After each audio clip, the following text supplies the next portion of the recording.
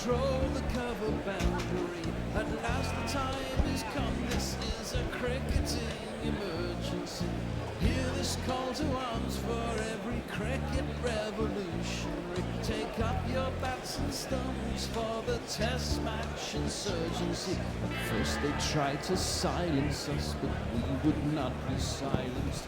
They threatened us with lies, so we threatened them with violence. Che Guevara, Sangakkara, Joseph Stalin, Douglas Jardine, Robespierre, Carol Hare, Vladimir Lenin, O'Brien Kevin, guerrilla cricket.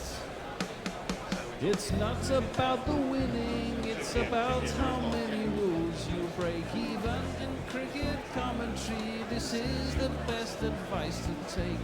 Pick guerrilla cricket, it's the finest choice you'll ever make. There's so much more to cricket than red counters and a slice of cake. But first they tried to sanitize us and clean up our act.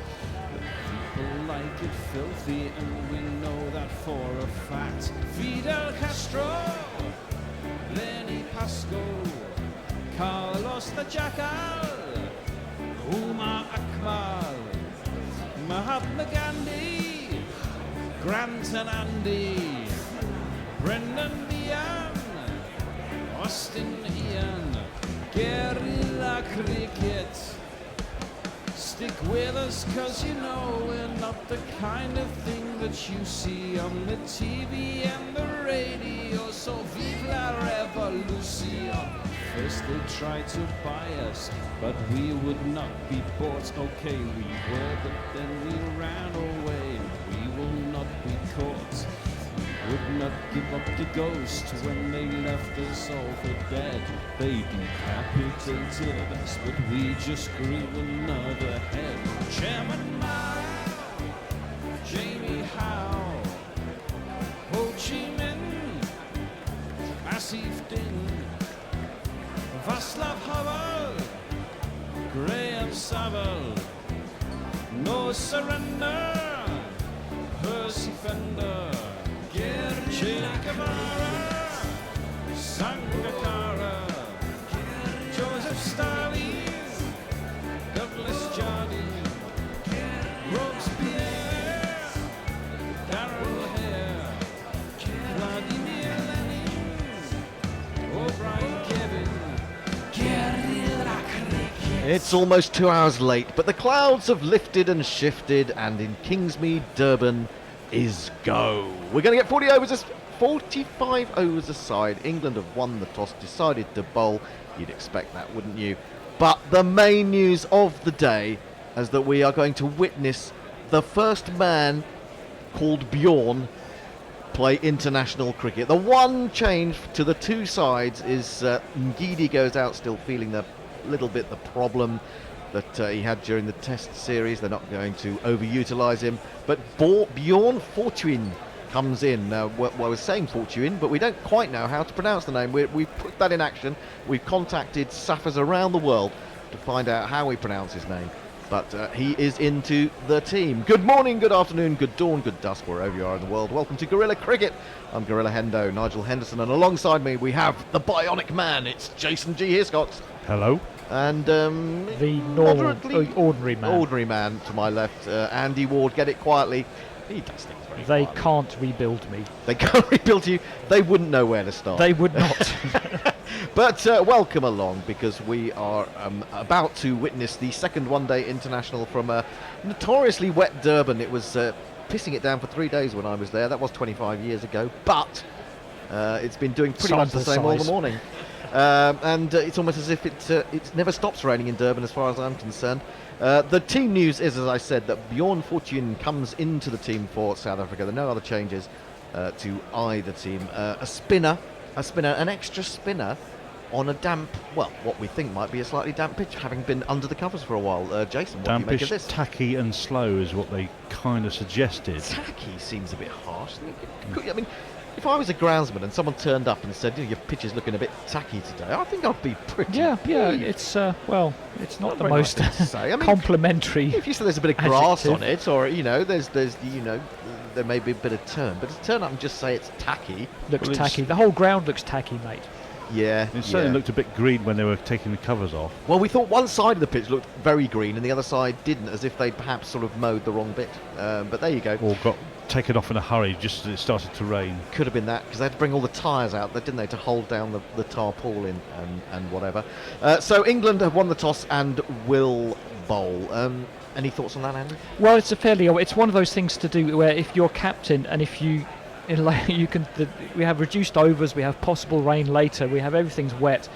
If you decide to bat and it goes wrong, you're going to get hammered. So the default, I'm not going to get hammered, I'll leave it to my bowler's decision, is to bowl. The defensive option is to bowl first. Well, And also, you'd be surprised if they'd done Basically, anything else. bearing in mind that the thing that didn't really work well, they didn't bowl or bat well in the first game, but the one thing that didn't really work well for them was the top order batting sort of fell away quite quickly. Did after the opening stand, yeah, absolutely right. It reduces their exposure early on. Yes, that is true. But then you think, this is an England, World Cup winning team. This is the world minus champions. one or two players. Yeah. However, players of talent coming into the team to fill those spaces, the likes of Tom Banton. So I wouldn't say that it was incredibly weak, and it just had a little bit of an off day, really, in that upper middle order. And they have been given a chance to redeem themselves. They have, indeed so. There are no changes to the England side, and we have Aleem Dar, and is it? I'm not sure who the other umpire is coming out. I think that's a good sign. You're watching too much football when you can instantly recognise the referee. Is my rule of thumb. Well, actually, it's funny you should say that, but I almost know almost none of the referees in the Premier League. But you know all the ones in League One who've done you down. Well, I know all the ones from 1980. Clive Thomas. That's earlier than 1980. Oh, who was the one? Roger Milford. Oh, Roger Milford. Oh, yes, he really liked himself, didn't he? Yeah. Look, they all loved themselves back true. then. I quite like Roger Milford. He was all right, actually. Yeah, there he were wasn't some real bad. shockers though. George Courtney, he was awful. Martin Boddenham, who went on to be a cricket umpire as well. Martin, you must have had terrible fringe. Martin Boddenham. I might have been a little bit later. Anyway, we'd probably better get back to the cricket at some point. So, well, there's a mixture of drummers and Yes, I'm not surprised you wouldn't glamorous have, women waving the South Africans onto the field. And recognised the we shall be umpire. jingle. You're not surprised because you're going to tell me who it is. It's Alhuddin Palakar Ah, right, okay. Well, that's good to know. of South Africa. We've got a new Finally, umpire, have we? Okay, well, is he making his one-day international debut today? I don't know, but We'll this find out guy about that. certainly is not. Oh, hello. Does sound a bit quiet. I have heard that he can open the bat even if he's not keeping wickets. Yes, Bear. We need the jingles turned up. It's far too quiet. We need to wake people up with a bit of noise. Just a mention of a revision to the playing conditions. The batting power play will be 9 overs rather than 10, and the other power plays don't really matter that much, do they? And obviously bowlers are restricted to 9 overs. 9 overs per bowler. Yep. Absolutely. So I can read you the complete teams, should you not remember them from the other day. South Africa have Quinton de Kock, Ariza Hendricks, Temba Bavuma, Rassie van der Dussen, John Smuts, they named him twice because he's so good, David Miller, Andile Filiqueo, Buren Hendricks, no relation, Tabrez Shamsi bowled so well, Luthu Supamla, and Bjorn Fortune. Can you get an update, Bear, on how to pronounce Fortune's name? Well, we've got 9 wickets before we actually have to do that, so... He's going to bat at I like 8. to be prepared. Yeah, people on Twitter will tell you things, but They whether won't- they're right or not... Exactly. We don't believe Twitter. For God's sake, if you believe Twitter, then all hope is gone. Fortuin. Fortuin, says the Bear. Well, we've got that in order. We will bring And you up he's to date. listed to come in at number 8, I think. Oh, okay. Oh, well, He there you was go. 11 on the Sky thing. Yeah, well, what do they know? Probably even less than Twitter. And us. Opening the bowling is going to be none other than Warwickshire's finest.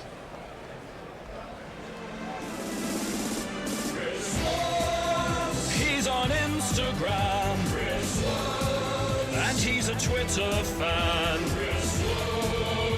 On the Ashes tour, not Ben Stokes, but he'll have to do.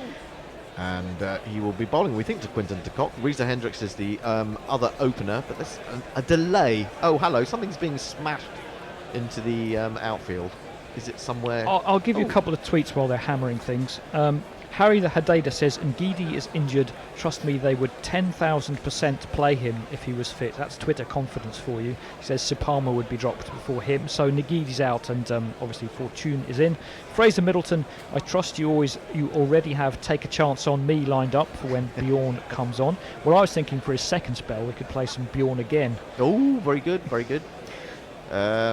Yeah, now what is it they're knocking into the outfield That's here? the cover for the sprinklers, I think. Oh, so you don't trip over that. He's giving it a good old stamp. I think Yeah. that's quite dangerous. Actually, I was watching a friendly football game, the pre-season football game a couple of Oh, years when they ago. have the sprinklers on the pitch. Well, yeah, what happened was 2 minutes into the game, the sprinklers all popped up and started spraying everybody, which was Excellent. very dangerous. For Very, QPR. very funny. QPR players would not have been very happy had they tripped over one of those, I don't suppose, and sort of Oh, done, so this was done a actually ligament. some kind of proper game. This was a AFC Wimbledon QPR pre-season friendly a couple of years ago, yeah. Oh, I didn't hear about Yeah, that. yeah. It was quite funny. It's the but- kind of thing that tends to happen to QPR.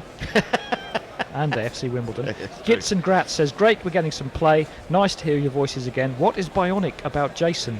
Hey. Terrible joke about your I surname. have been rebuilt He has several been times. rebuilt. Terrible joke about your surname follows. Yes, I'm sure. No, it's nothing to do with that. You've had a Darren Lehman, haven't you? You've had a Darren Lehman, I think, is basically. Is that fair enough to say? This I new assume that umpire's he's had the got, same thing as got, me, yeah. got a Yeah. fantastic facial hair. He has got good facial hair. What do you call that? I don't know. I have no idea how to describe He that. looks a bit like a panda. It's- Racist klaxon. it looks like he's got a little bit of Velcro stuck on. Yeah, just beneath he's his got lip. a Hitler moustache, but it's underneath his lip instead of over it. That's right. Yes, that's very odd, isn't it? Anyway, it is Quinton de Kock, fresh from a 15th one-day international century 3 days ago, who is going to face up. We've got a ring of three on the offside, 2 slips in place, a mid-on, a man on the 45. I'm guessing a man out at deep square leg then. In comes Wokes, bowls and beats de Kock with his first delivery as he pushes forward. And that was a bit of excitement after the long wait. At least we haven't had to sit here and played silly games like who's going to drink the oldest milk in the fridge. Or indeed, we were talking about Viagra in the green room. We Oh, had a did. conversation. When did Viagra come out? And Hendo guessed the year exactly, so Yeah. draw your own Yeah, conclusions. worrying. Speaking of people who are wrong on Twitter, not Fred Titmus is with us. Oh God, he's always wrong on Twitter. He's normally wrong elsewhere. In comes Wokes, bowls flicked away. Nice timing from de Kock. There's a massive area covered in sawdust out to sort of 40 metres from the bat at kind of long leg, which is very strange. Anyway, Not Fred says the fact that teams always choose to bowl on winning the toss in testing conditions suggests that DLS hasn't ironed out the advantage of batting second. Maybe, but again, as I say, it's always the thing that you're going to be criticised a lot less if it goes wrong when you bowl first when it's wet. Yeah, You have to be a brave man to choose to bat first. I guess on the basis that no one's found a better method than DLS, we have to live with it. Hendricks to face his first delivery, very full from Wokes, and a terrible piece of fielding in the covers, which means that Morgan has to go chasing, takes out an enormous divot as he slides in a sort of Simon Jones 2002 way.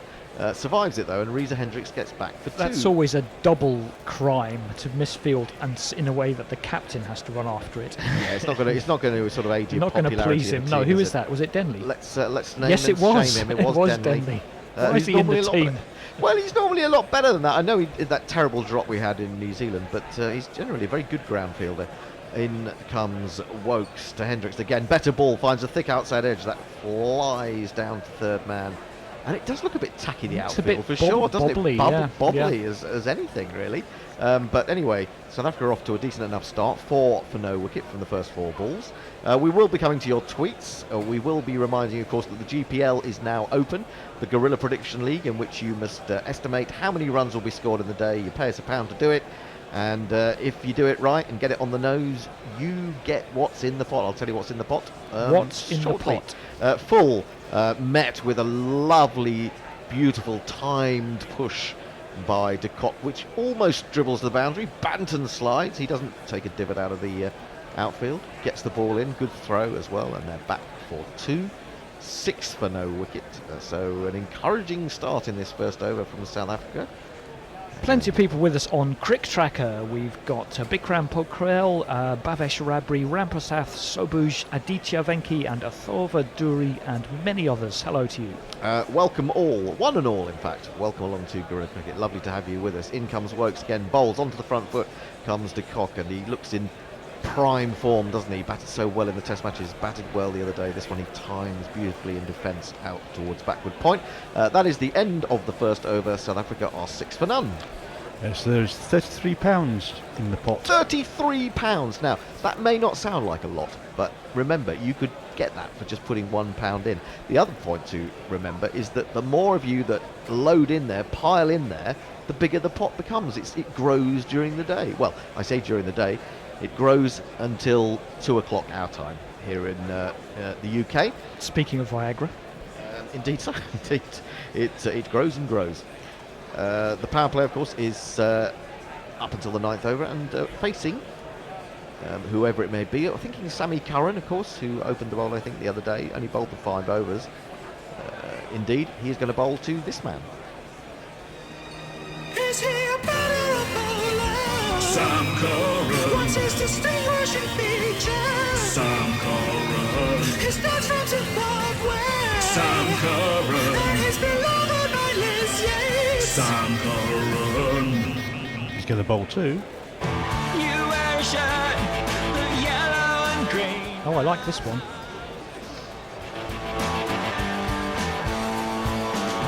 Reza Hendricks, you are a run-scoring machine. What was that album called? It was the one R.E.M. did with tons of feedback on it. Yes, it's the very fuzzy guitared. Yes. It's The song's What's the Frequency, Kenneth? But I can't quite remember the album. First ball is a wide down the leg side from Sam Curran. There was certainly swing there, but the line was all wrong. Here he is in again, bowls to Hendricks. Shot. Hendricks drives, and it hits something and bobbles horribly It does. through extra cover. After it goes Morgan again and chases it down just the 2 runs. But that, as a fielder, has got to be a worry. Oh, it's comedy. I remember that happening to me once. It bounced off an artificial wicket just in front of me, and I thought I did really well to get out of the way of it, although other people thought it was quite comical. Well, I suppose they would, yes. That is the way of your teammates, isn't it? It also took all the pace out of the ball going to the boundary as well. Yeah, this is not a good-looking ground from this. Looks tacky. It looks tacky. I'm sorry. I think whoever said that should have meant the whole field, not just the pitch. He's in again, bowls. This one does hint at swinging back into Hendricks, but he meets it well enough. The pace on the ball seems good enough. Seems to be coming off the bat quite nicely. Defended into covers. There is no run. 9 for no wicket. We're going to look at this pitch, and it looks less green than it did when we looked at it, but there are patches of green, perhaps not in areas that will be particularly dangerous to the batsman. I would say a few little straight cracks. Curran in again, brings this one back in. Good tight forward defensive shot from Hendricks. Back to the bowler, no run. Gitson Grat says one benefit in giving Hendo Viagra was that he wouldn't change the commentary because he'd have to stay seated for longer. That I'm album. trying to work that one out. Well, there you go, and decide for yourself if that's a good thing or a bad thing. And Tony Bishop, who we think is on Little Street in Singapore, has joined us. In comes Curran again, fires this one across Hendricks, and he leaves it alone. Found the hotel, found the bar, and nice of the teams to wait for Tony before they started. And he sends us a picture of a beer and TV screen. Not Fred says there's nothing that can make Hendo stay up longer. And Dave Sarah, anyone following the Irish general election, the count will be on Sunday. Not particularly, although do follow my tweets for the Democratic primaries and the amazing shit show that is. Curran in again. Once more, Hendricks leaves a ball that swings ever so gently into him. And through to Bairstow it goes. Now, Tony, which hotel are you in? It might be important. Let us know. Yeah. Let us know which one you're in. Because there's lockdown at one of them. Hopefully not the one that you're at. Well, if he's in the bar, he'll be all right. I suppose so, yes. De Kock Locked has in the bar for 3 days. That'd be locked in the bar- terrible. Oh, no. Oh, really? Okay. De Kock 3, Hendricks 5. Final ball of the over. Flicked away off middle stump. Beautiful timing. Nothing really wrong with the ball. Perhaps it was a little bit over pitched. They're going to run back for the second as it's fielded at deep backward square. And a competent and confident start, I would say, from South Africa. 11 for no wicket from 2. Yeah, I'd say they'd be happy. I mean, the outfield looks a bit shocking, really. What can you do?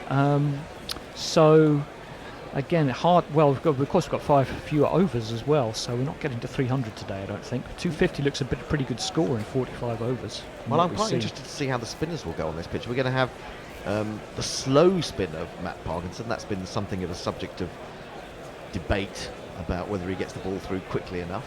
There was an interesting piece about Adam Riley on Cricinfo in the last couple of days. You might remember 5 years ago he was kind of the next big thing. And he was saying, but they felt he bowled too slowly, he had to bowl quicker than that for international cricket, and he just couldn't get it to work. And then, of course, the worst thing is he couldn't get it back to what he was doing before.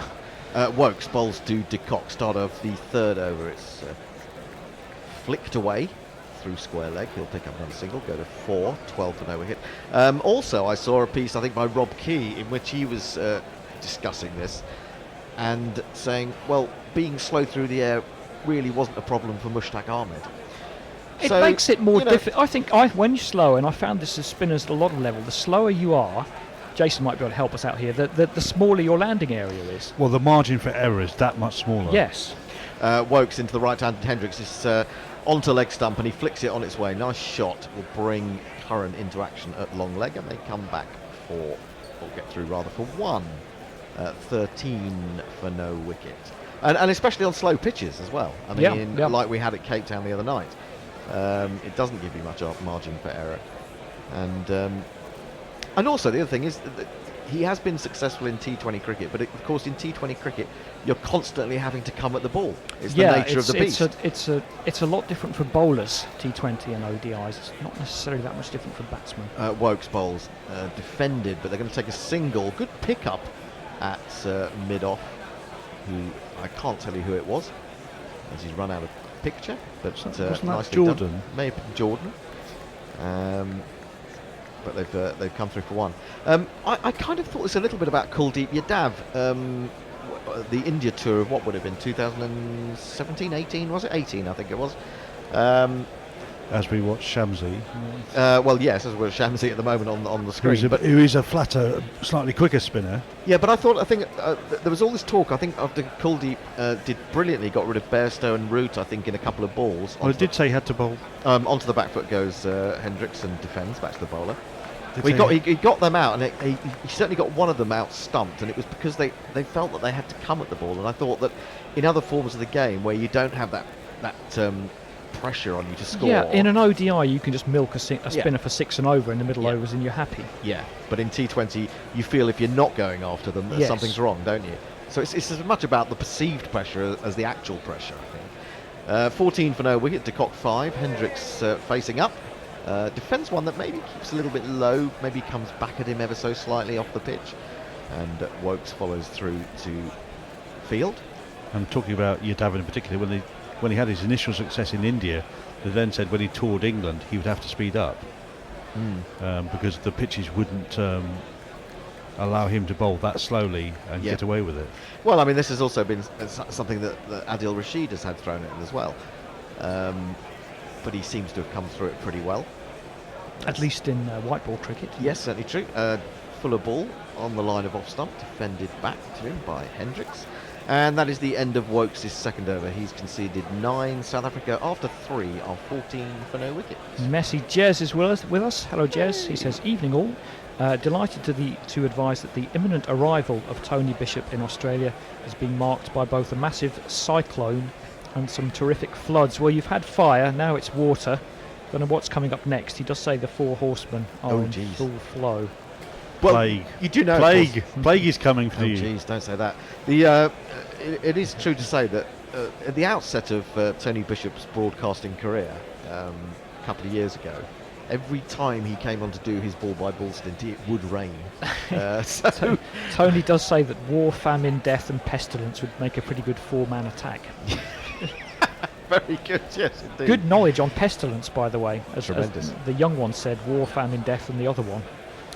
Who would be the spinner of the amongst the horsemen of the Well, they would apocalypse? have to have a spinner as well, and I think actually, I'll come on to it in a second. Curran bowls, and he's offline down the leg side, beautifully flicked away by de Kock, but he'll be rather annoyed that he picked out the man on the 45, went straight to him, and Running scored. Yeah, Metallica had a song called The Four Horsemen, but they thought Time was one of the Four Horsemen. Got it wrong, but Time might be the spinner in the 5 apocalyptic horsemen attack. Well, that's the question. Send is, in your suggestions. That's the question is, I mean, you can imagine how Lucifer's sitting there and say, do I go with the four-man attack tonight, or do I go with the 5 horsemen of the He apocalypse? joined in himself, yeah. Chopped away very nicely by de Kock down to third man, and they pick up another single. Well, perhaps some theologians can chime in, but I don't think the Four Horsemen particularly belong to Satan. They just sort of... Oh, did they not? I don't think so. Did he have a stable They just somewhere? sort of turn up. Really? Yeah. What, uninvited? Oh, absolutely. I Well, don't- who would invite the Four Horsemen of the Well, Apocalypse? to be honest, though, the devil. I mean, obviously the devil would. I mean, if I was one of the 4 horsemen of the apocalypse, Yeah. I wouldn't turn up at one of Which Satan's one would you dudes be? uninvited. Nicely timed by Hendricks, beautifully timed, in fact, away through the covers for 4 runs. It does remind me that I've actually been watching a bit of Good Omens, the Neil Gaiman. Oh, that's funny, yeah. Well, Or I should say I enjoyed the book. I haven't seen the TV Well, programme. I enjoyed Yeah. the first episode. The second, it all got a bit complicated in the second episode, I have to say, and then I fell asleep. So what more can I say? Yeah, I did quite like David Tennant as sort of. Oh, that's been out a evil. while, hasn't it? Well, I was seeing ads for that a couple of years ago. no, well, it may have been on Netflix before. This is stopped by Jordan, who's Well in there at stopped. extra cover. Yes, indeed, diving away to his right. Beautifully timed. Hendricks looks in good nick too. The ball does seem to be, I mean, talking about this might be a bit of a slow pitch. The ball seems to be coming onto the bat beautifully at the moment. Maybe when it loses a bit of shine and hardness, it will be more difficult to get it away. Jordan has actually just dived on that so it hit him, but he did still stop it, which is the main thing. He's a tough man. I'd have him at the party for the 4 As horsemen. one of the Four Horsemen. Yes, absolutely. Pulled by Hendricks. That's a wonderful shot. Just rocked back. It wasn't that short, but he's hammered it away through mid-wicket. No one's out there. 4 more.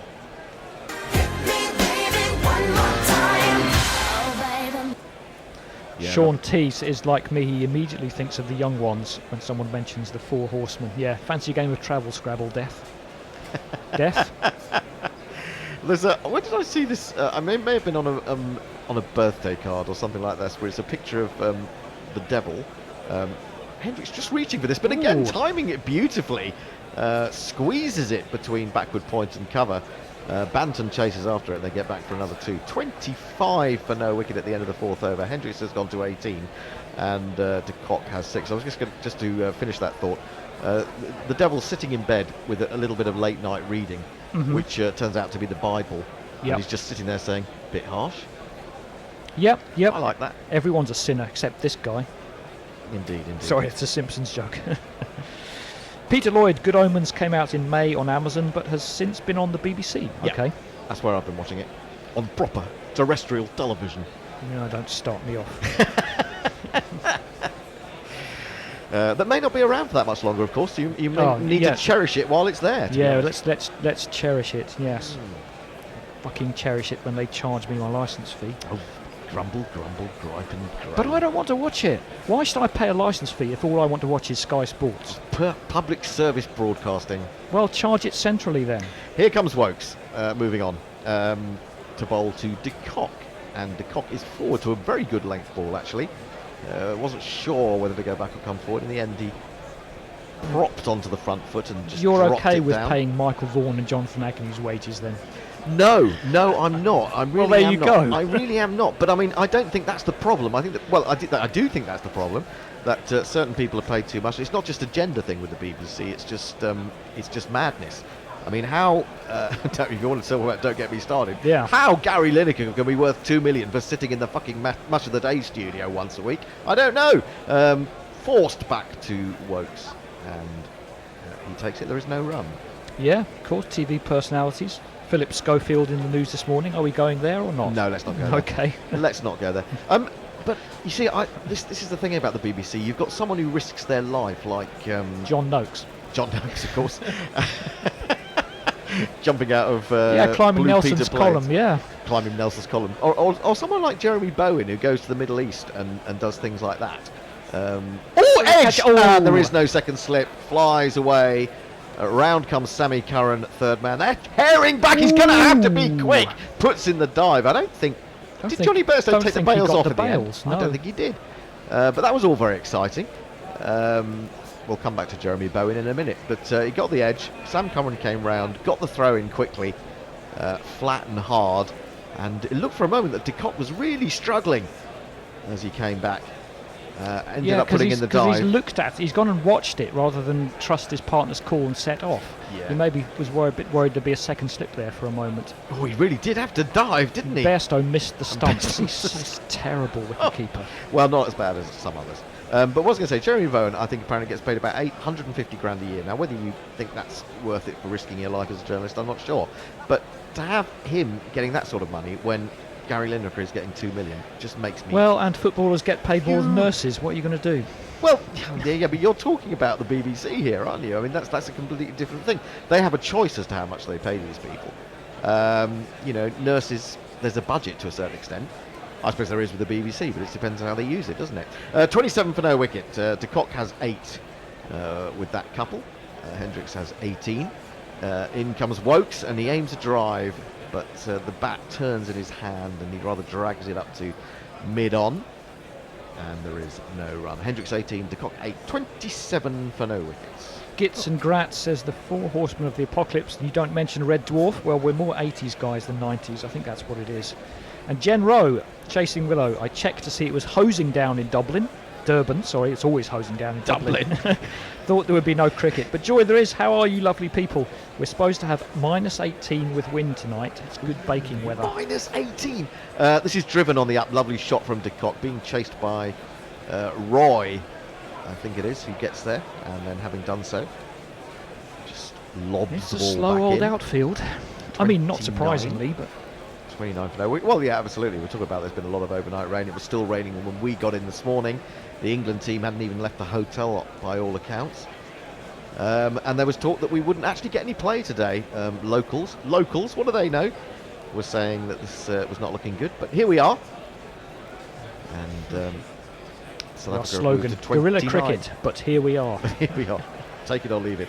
Wokes in full, slower ball, cleverly done. Yeah, bold. And De Kock also acknowledges that fact by defending it just in front of him. That's the end of the over 5 have gone. South Africa are 29 for no wickets. Yeah, the weather seems to have a real effect on this. I think the England side would have selected to bowl first, expecting that it would disadvantage the batsmen more, but it looks like the pitch conditions actually, the outfield conditions are disadvantaging them more, potentially. They find it quite hard to pick the ball up. The ground is very friable. It's cutting up quite badly. Yeah. Something you find in club cricket a lot is an unappreciated reason why you bowl first. It is the outfield. If you get a bit of sunshine, the outfield can dry out and be a lot quicker batting second in some of the places you play. Well, we're going to get a change of bowling, and it's a curious one. He did take a wicket, of course, the other day, and he has decided that he is now a genuine all-rounder. It's this man. His voice is high-pitched and ginger hair like a pick, but massive runs he has hit, so there's that. Do you think that forward... Introduce yourself. Introduce yourself. Introduce yourself. Maybe that 4 he took in the test wasn't actually a good thing. No, exactly. It's all gone to his head somewhat, hasn't it? It certainly seems to have gone to Owen Morgan's head. He's giving him a go. He's coming in to bowl to Hendricks, and Hendricks turns this on the onside. There is no mid-wicket, so the man at square leg has to skip round to his left. I think that's Jason Roy. And they take the 1. Hendricks 19, De Kock 10. Is it my imagination, or just Joe Root look like he's grown? He looks taller than normal. Is it something to do with the screen? I don't know. Has he got lifts in? Oh, maybe, yeah, I don't know. Yeah, it could be the extensions, I suppose. Now, what have we got in terms of a field? Very curious one here. We've got a man on the 45, a man at backward square leg. So those must be the 2 behind square. If you want to hit it in that direction, you might be hitting against the turn.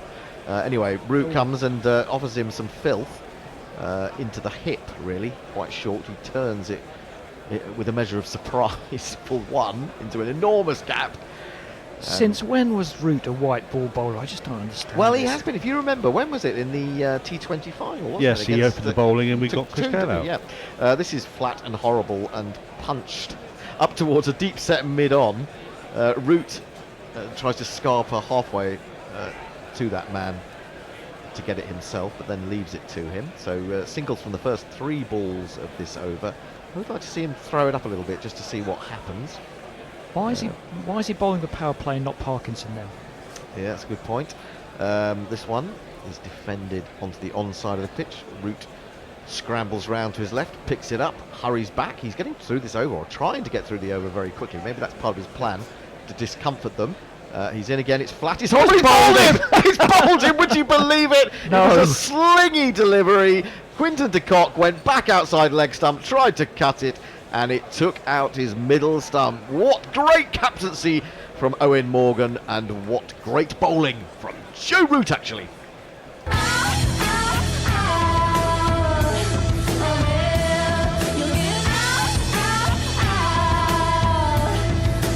What a terrible shot. It's a pretty terrible shot. You can occasionally rely on Quinton de Kock to find a stupid way to get himself out. He does. That's right, quite often. The only way to get out de Kock is with him doing something stupid. He goes for 11 from 17 balls, and England have the breakthrough. It's 32 for 1. Well, what do I know? Anyway, Messi Jez is right saying the BBL final scheduled for Sydney tomorrow, but they're forecast at least 5 inches of rain tomorrow. Oh, there's no reserve day. Oh, that's I thought fun. there was one, so it looks like the BBL is going to go to boundary countback or something. He says it's punishment for being way too long. It is too long, that tournament. And also, I saw a tweet earlier about how low for the eliminators or whatever they're called. Down to 5th, yeah. They're really, really low crowds, relatively Oh, what? speaking. I thought you meant that the 5th. 5 of 8 teams made the playoffs. Oh, well, I didn't. To be honest, I haven't been following it that closely, Yeah. but I did see that there was an eliminator, something like that, and a qualifier like there are in the IPL. Well, there's one extra one in this one. Oh, because right, well, there you go. The Thunder came in 5th. But apparently, I think the highest crowd has been 13,000, which is very poor. I'm sure there was more than 13 at the Stars game. Okay, days well, ago. that's all. I'm going on what I read on Twitter. That what Yeah, you read well, on Twitter may well, not be Can true. you spot Hendo's mistake? Anyway, coming to the crease, the man with one of the greatest jingles known to mankind. Nice little mover. Front foot, back foot groover. Now it will behoove ya to keep an eye on.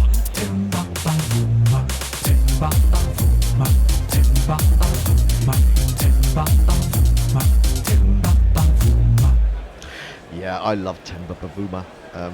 He plays some glorious shots. He looks so Denied good. 100. He was. That was very sad. He's facing up to another short one from Root, but he flicks it into the onside. Root doesn't bother waiting for his mid-wicket to field it because he races over there. He's very keen to watch his fingers, isn't he? It's the end of the over. A successful one for Joe Root. South Africa after 6 to 33 for 1. Well, he was trying to get that over through quickly, but he failed because he took a wicket. Yeah, that's true, yes. Well, in that case, you could say it kind of worked. In that case, I was right, yeah. So Hendricks has 20 from 18. He's looked good this morning. Bavuma has just got underway with a single. Van der Dussen batted very well again the other night, 38 not out. JJ Smuts, David Miller, of course, who can go absolutely batshit crazy when the mood takes him. And, well, let's hope the mood takes him today. I'd quite like to see that. That's a bit of a surprise. The strike rate of JJ Smuts is only down at 63.6 in the matches he's played, the ODI career he's played. He's only played one. But I've seen him in one-day cricket. I'm sure in domestic cricket, I'm sure he goes a lot faster than that. I'm sure he does. It's a small sample size, and he came in a situation in the last game where he only had to score 8 off 20, and that was fine because he nearly won. That was his first one-day international, as far as I'm aware. This is going down to third man as Wokes starts his 4th over. It's not that long ago he was playing for Radlett. JJ Smuts? Yes. Really? Yeah. Okay, I didn't know that. A little bit of wobble there for Wokes, and he found a thick outside edge of Bavuma, and well, it also escaped the clutches of a diving Jason Roy. And they got the single. Wokes hairs in again, of course, with that newly coiffured beard. This is flicked away to Banton. It's at mid-wicket, and there is no run. Quite Just- a nice beard, nicely trimmed. It is. I think it's quite a good beard. Yes, Yeah. absolutely. You know, some people having grown a beard, Some people take to a beard and some don't. they do, and I think Wokes takes to it quite well. Yeah, I've never had the 6 months I need to grow one. Really. Yeah. Mine sort of starts fairly quickly, then slows down for a while, just has a bit of a rest. It catch its breath. And the bad news is it's raining in Durban. We can see rain coming down, so how much further we're going to get, shocked. I don't know. However, this is a glorious drive by Hendricks, just easing onto the front foot and pushing it away through mid-off extra cover, and 4 more. There's not one boy for me, I must have 2 or 3, I need 4.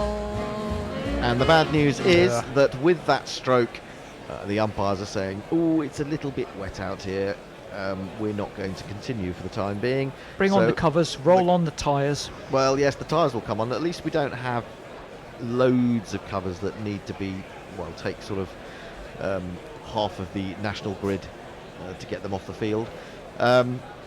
That is, yeah, that really was a glorious shot. And it's a shame for Hendricks because he's looking in prime form. He really is. He's looking good. And the last thing he will have wanted is to have had to go off and restart. That is true, but I think he's happier than Quinton de Kock, who's just been bowled by Joe Root. Yeah, when you've been bowled by Joe Root, when you weren't expecting him to bowl, your mood is not going to be at its best, is it? No, it's coming down. It's heavy drizzle, I would say. Pretty hard. Heavy drizzle Yeah. is what it looks like to me. We could go and have a look at some of your tweets, I suppose. Well, I'm on top of them as You're on usual. top of them. Although Jez does say the low BBL crowd's combination of exhaustion and the Yep. school holidays ending. He rightly says that playing 56 matches to eliminate 3 of 8 teams is pretty crazy. And if there is a washout, the Sydney Sixers will win. Tom Curran will be pleased as winners of the 1v2 qualifier. He's been a key player for them. Yeah, he's done very well, hasn't he? So South Africa have made their way to 38 for 1 off 6.5 overs. De Kock was bowled by Root for 11 off 17. Hendricks has 24 from 20, and Bavuma has 2 from 2. Well, we could talk about 1 or 2 things in the Yeah. cricket world at the moment if you want to. Last night I was just stepping out of the building to have my break at work, and I got a phone call from a good friend of the Guerrilla Cricket programme, Robert Grimwood. You may all remember Robert Grimwood and his incredible farting dog, Ivan.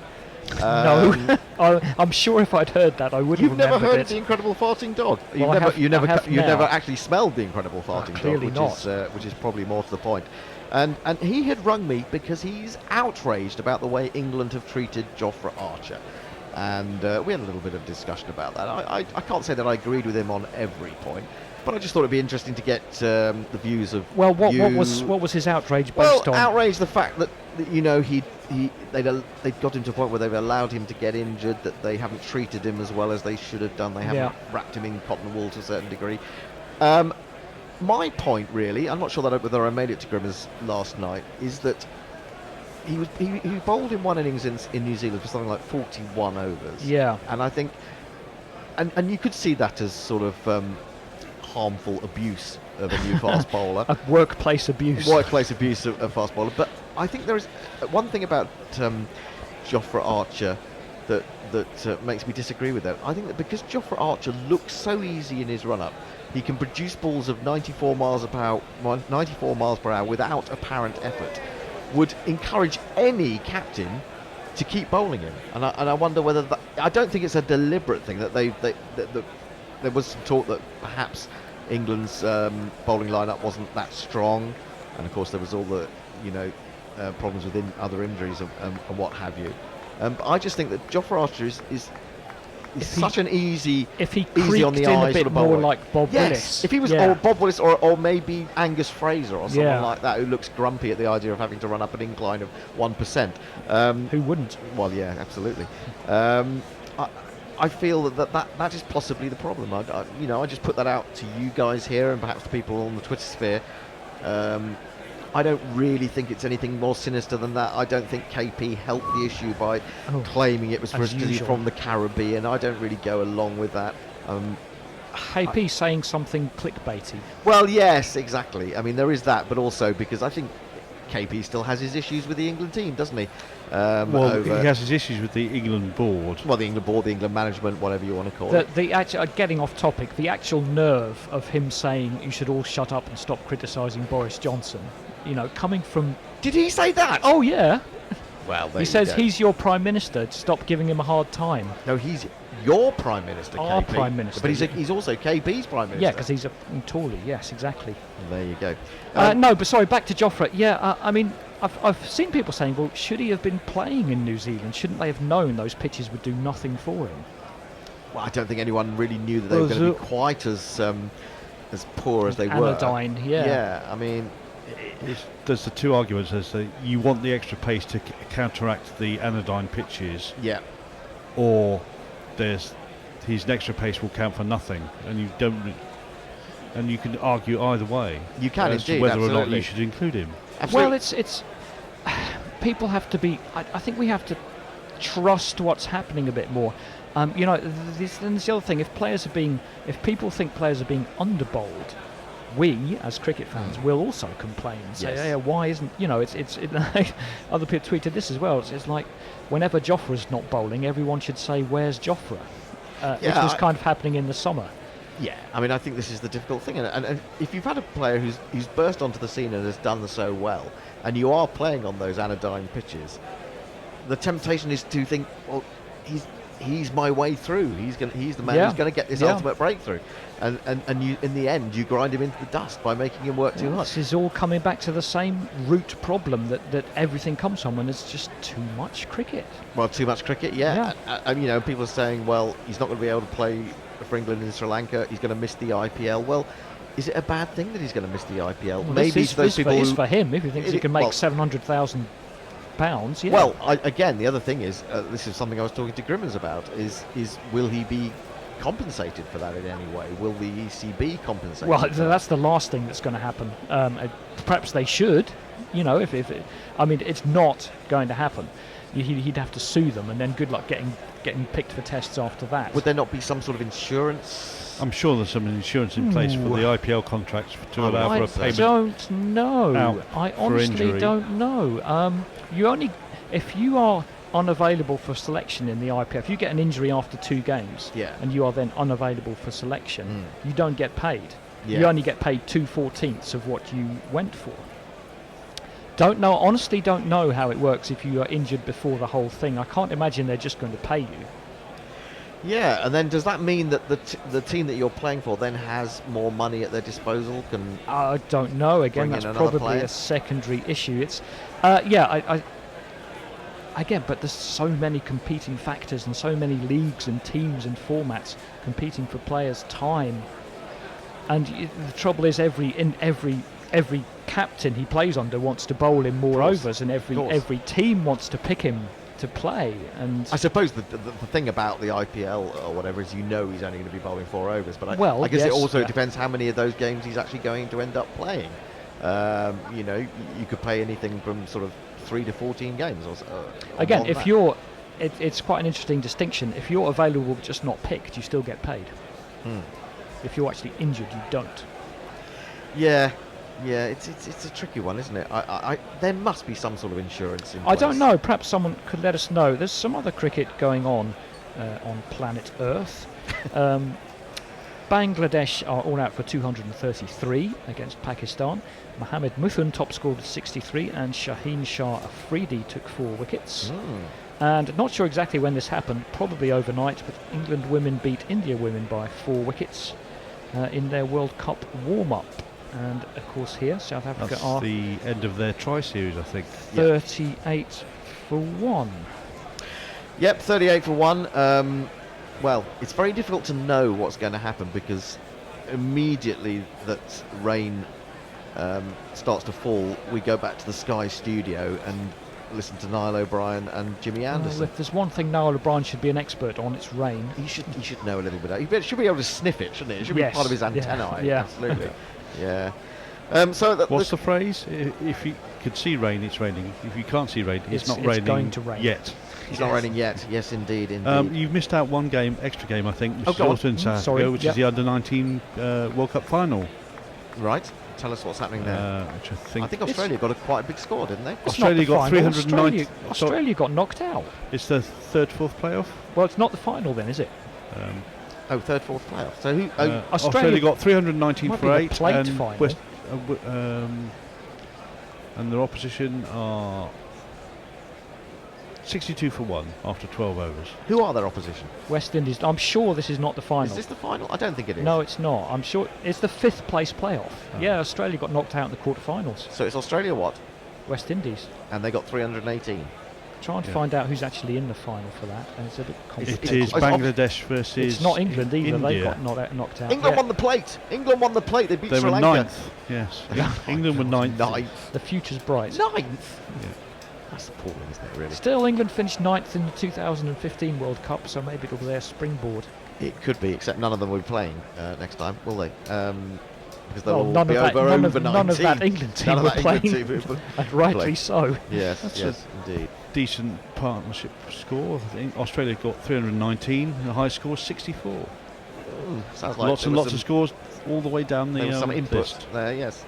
Now let's have a look. We're just swinging back to the ground, and it looks More like covers. extra covers are being brought on. So I don't think we're going to get a quick resumption of activity, or cricketing activity. Anyway, there's plenty of activity. There's a lot of kids on the bank are playing their own games. They don't seem to mind the rain. So maybe the others should get out there and get on with it. Anyway, we're not going to get cricket for a little while, so we should go back and find some highlights, and we can go on off have a nice pan au chocolat or something like that.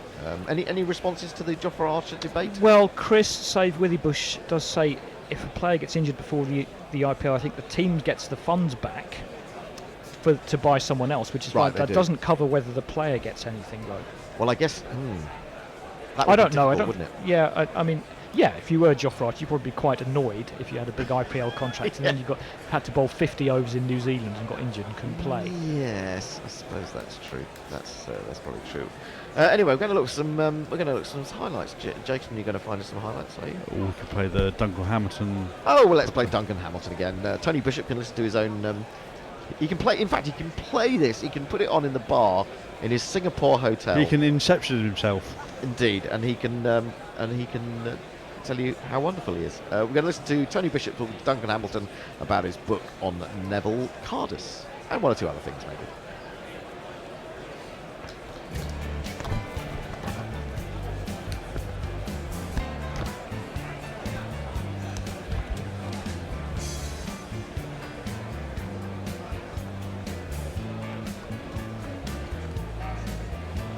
From Gloucestershire to Leicestershire, up into the stratosphere.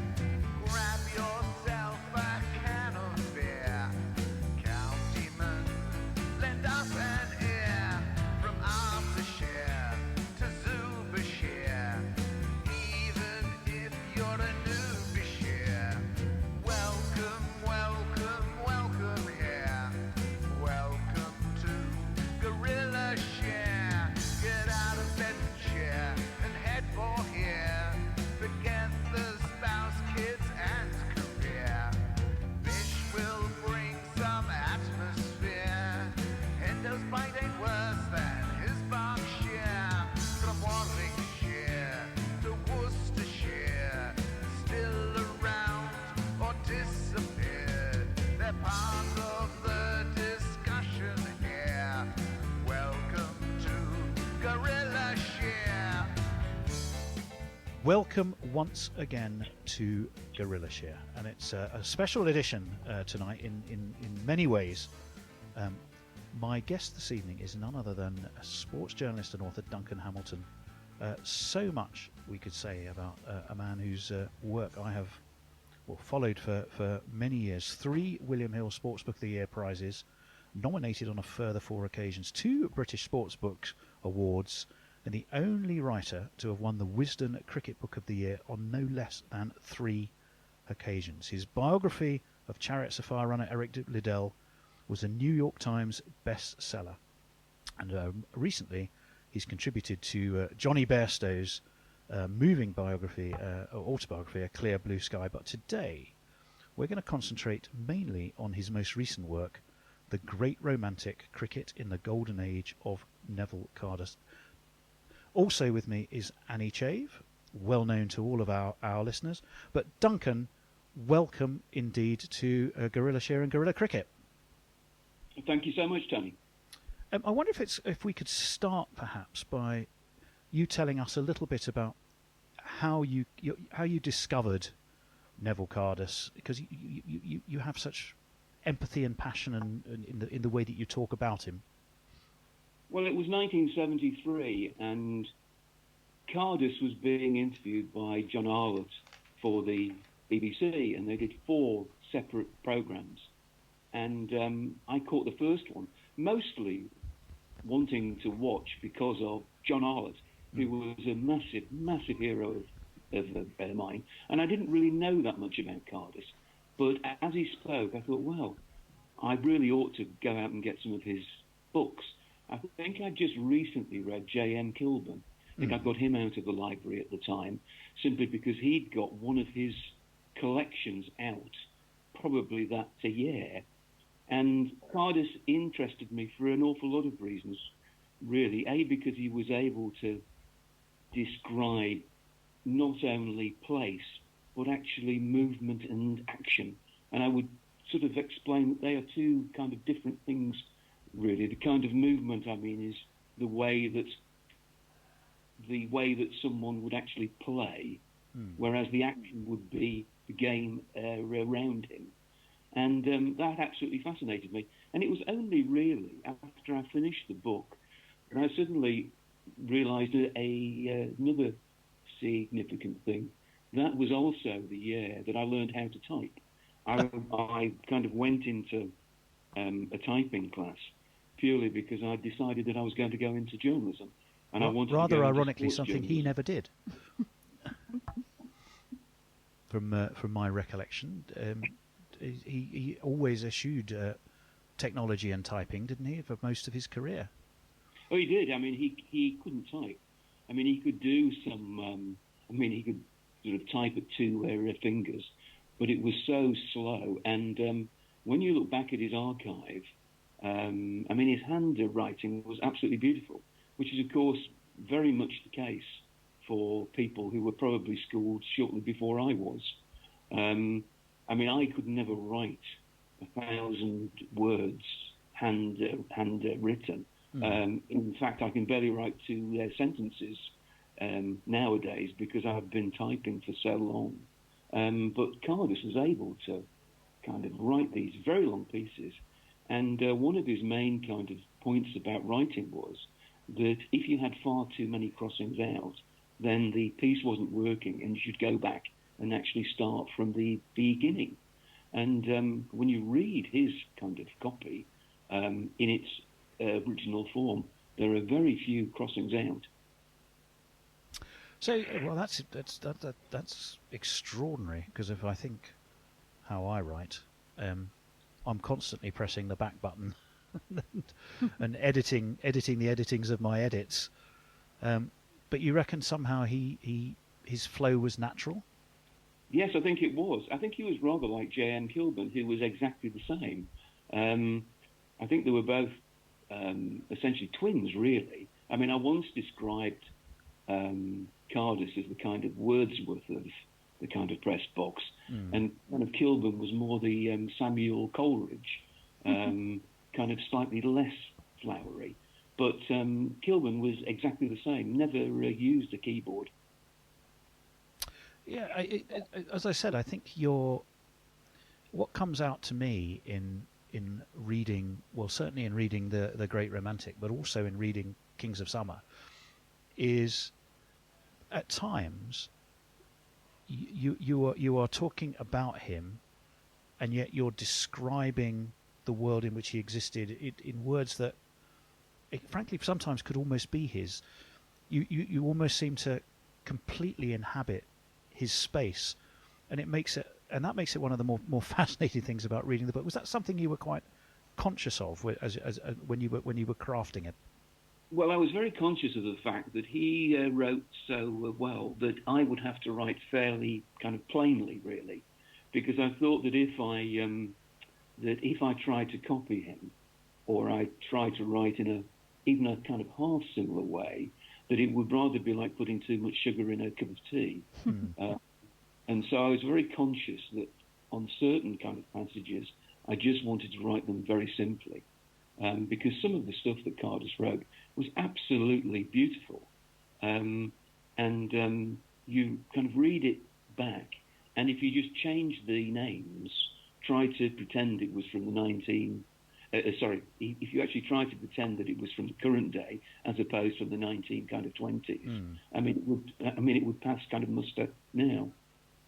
No, that was definitely one of the areas that I sort of wanted to come onto. I think if you look at the way he wrote, I mean, he talked about the higher truth, and it seems to me there's a difference between predominantly being in print and then radio, but not so much TV. That you have a right to embellish and write more about what's going on around the action rather than purely the action itself. And it seemed to me that was a skill that he had, and I wondered about how well that would transfer, for example, to covering modern sport, or particularly modern cricket. Well, I think he would find a way. I think good journalists or good writers always find a way to be able to write about something. And I think he would slightly temper the kind of work that he did in the 1920s if he were coming back now. And I was having a conversation with somebody the other day about how he might cover a 2020 game. And I said, I think he would just do it in exactly the same way. And he would just make it so that it wasn't just based around who scored 79 or who took 4 for 17. That would obviously be mentioned, but he would kind of fasten on maybe a catch or a particular shot or a particular ball, and he would be able to actually do it. I think in terms of the embellishment, I mean, one of the main reasons I did the book was to kind of prove that he didn't kind of embellish half as much, well, not even 3/4 as much as he said, as kind of other people have actually said, in there, including himself. I think he played up an awful lot of things that he said that he made up, where he hadn't made them up really. He kind of probably added a little kind of punchline to a joke or something like that. But I think generally speaking, when you look back, and I went back and looked at, I mean, I can't remember how many match reports that I saw now, but I didn't only read his match reports. I actually read his contemporaries' match reports. I picked a set number of games and I went through them. And the only difference in them really was that Cardus was a much better writer. Well, it's to me one of the interesting things in sort of comparing the Golden Age. I mean, I guess when you're talking about the Golden Age, clearly when he was writing, but you're talking primarily before and then between the wars. Which years most would you sort of bracket as being within the Golden Age? Well, I think the Golden Age for him was obviously between the wars, because he was by far and away the best known cricket writer in the whole world. Yeah. And there's that lovely story about how he goes off to Australia in 36-7. It's the first time he's seen the country. And he's fated there rather in the same way that Oscar Wilde and Charles Dickens were when they went to the USA. I mean, he's met at the boat. He's been asked to go to parties and to luncheons and to make speeches. And that was because what he didn't realise was that a lot of the broadcasting he'd done on music was actually heard there. And also, a lot of the work that he did for The Guardian was actually read there. And I found this lovely line from somebody who was, I can't remember, working for one of the papers in Adelaide, I think. And he remarked on that since Cardus had arrived in Perth or wherever they docked, that in the 4 or 5 months after his arrival, everybody was trying to write like Neville Cardus. And do you think that's, regardless of countries, something that's still true? I mean, it clearly has had an enormous impact on you. I don't think there is anyone who loves cricket who isn't able to quote us a line here or there of how Neville Cardus would, enliven, situations and characters. But clearly, John Arlott. Tell us a little bit then about because clearly I think you were able to spend a lot of time with John Arlott, but also Neville Cardus had kind of imbued himself into John Arlott, hadn't he? To the fact that I think he coloured a lot of the way that John Arlott thought about and watched cricket. And it was interesting; they both had two swords to their bow. With John Arlott, it was wine and cricket. With Neville Cardus, it was music and cricket. But to me, there's something quite interesting in that similarity, that they were equally authorities and paid to write about different but slightly complementary subjects. Well, I think one of the nicest things I found was a letter that John Arlott wrote to one of Neville Cardus's friends towards the end of the 1960s, when he was trying to get Cardus's books reissued because some of them had gone out of print. And he was writing about how in the 1920s and 30s he had sent Cardus every book that he wrote to kind of get signed. And so he would write and the book would come back signed. And at some point during the war, I don't know what the circumstances were, but these books had been lost or they'd been stolen or something had happened to them. And it was a grievous blow to Arlott because they were part of his growing up. And I think that he never lost that wonder with Cardus. And he was very tolerant of him, really, because I don't think Neville was the kind of I think he was the kind of person that he didn't spend long in the press box because he liked to watch the game from outside the press box. But I think that he made an awful lot of demands on people's patience. Let me put it tactfully like that. But that never took away from John Arlott's enjoyment of him, both as a person and as a writer. And when I first met John Arlott, which was in the Trent Bridge press box, and he came in through the door, it was one of the old press boxes there. It was the one that was on the Radcliffe Road side, and it was a long kind of wooden kind of press box. And he came in rather late in the day because he'd had a lot of hospitality from the Notts committee and nobody had seen him. And for him to walk through the door for me, I mean, I was just overawed. I mean, this was someone that I absolutely worshipped. And for him to be sitting next to me and to be asking to use a phone, I was in charge of phones. It was a very menial task that I did. And he was so kind. He was just so kind. He kind of treated me as if I was a real journalist. Well, I can understand that would be an enormous encouragement, especially if it's someone who you've admired, initially from afar. I mean, certainly I can think about my own upbringing watching cricket, and to me, John Arlott was a gold standard. He was that voice of summer, wasn't he? Those rich, resonant, wine-fueled sometimes tones of his, but never off the money when it came to describing a situation with a degree of humour, but often tinged with Cardus turns of phrase. Old ladies and walking sticks, for example, sort of come to mind. I think his level of expertise, and lots of people who saw it still actually talk about this. The BBC were covering a John Player League game at Trent Bridge sometime in the early 70s, and it poured down. And they had time to fill, and they didn't have any film, really, to film it with. And so they sent John Arlott round the long room at Trent Bridge, where he just spoke without any script for about 30-odd minutes, perfectly about the pictures he saw and the bats and the players. And it's rather for people with very old memories, I suppose, like A.G.P. Taylor, who kind of used to talk about the origins of the Second World War like that. Well, Arlott could just go and talk about cricket at an absolute drop of a pin, really, and he'd be word perfect.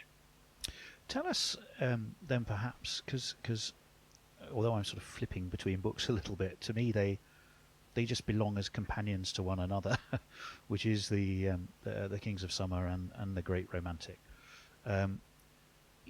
One of the things was his ability to describe people, and there was almost a kind of a Dickensian quality to some of the characters that he would create. The Reggie Spooners, the A.C. McLarens, the Cecil Parkin, who I think he called the Artful Dodger. Emmett Robinson. The list is endless, and I would encourage listeners to just read the book because if you can bring to life characters who you may never have seen or never previously have read about, they are in so many ways larger than life through the way that he interpreted them, weren't they? Well, I think one of the key things, really, Tony, is that when I look back at all the kind of work that he did, and he wrote millions and millions of words, certainly between, let's say, 19 up to about 1936, 37. He didn't write as much in the last 2 years of that interwar period for reasons of disenchantment, I think, mostly. But I think that when I went through all his Guardian reports and all the reports he did for so many magazines and all the features that he did, that you kind of realise how much Dickens was his kind of guiding light, because Dickens appears so often in his copy, and the characters of Dickens appear so often in his copy, so that I think that what he was doing was that he was looking down on a cricket field and thinking, well, if Dickens was here, how would he write about Robinson, or how would he write about Spooner, or kind of some of the characters of Lancashire? And I think that he was much influenced by the novels that he read. I think he was probably more influenced by kind of fiction than he was by non-fiction, which is the case for an awful lot of writers, really, especially non-fiction. But I kind of lost count, and I did a special little section in the Great Romantic about the relationship between Cardiss's writings and Dickens's writings, because he certainly took an awful lot from him. Yeah, so one of the things that was sort of I was thinking about before this chat was what, in a way, as I said, with Neville Cardiss,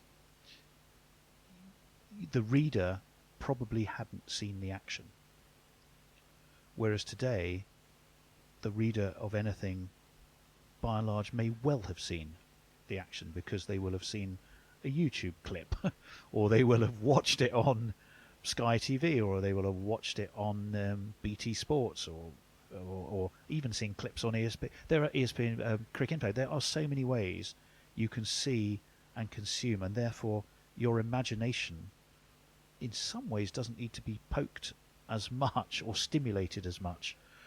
If you think about then how he might transfer to today, what players do you think he might? Who would be his modern Emmett Robinson? Who would be an Arthur Ticker Mitchell? Who might he latch onto today and sort of really bring to life, do you think? Well, I think one of the kind of disappointing things about modern cricket is that the correspondents don't get an awful lot of chance to watch county cricket. I mean, if you are a kind of cricket correspondent nowadays, because the Test and the one-day game is just an ever-whirling carousel, you kind of don't really find yourself down at Hove very often. You don't find yourself down at Taunton unless, of course, it's for an international one there a day match. I suppose that out of the modern cricketers, I think you would get a great deal out of Ben Stokes. I think you would get an awful lot of out of him. I think any fast bowler, certainly, because he particularly loved fast bowlers, and he particularly loved spinners. I mean, you were right when you said that obviously virtually no one had seen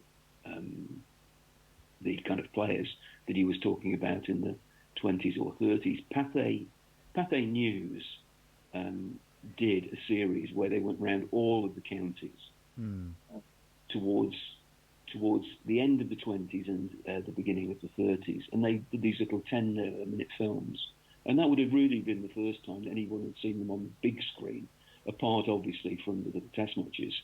From the test matches, but then the figures were actually quite small because the cameras weren't able to focus in. But I think that if you were writing now, I think it's the way that you see something.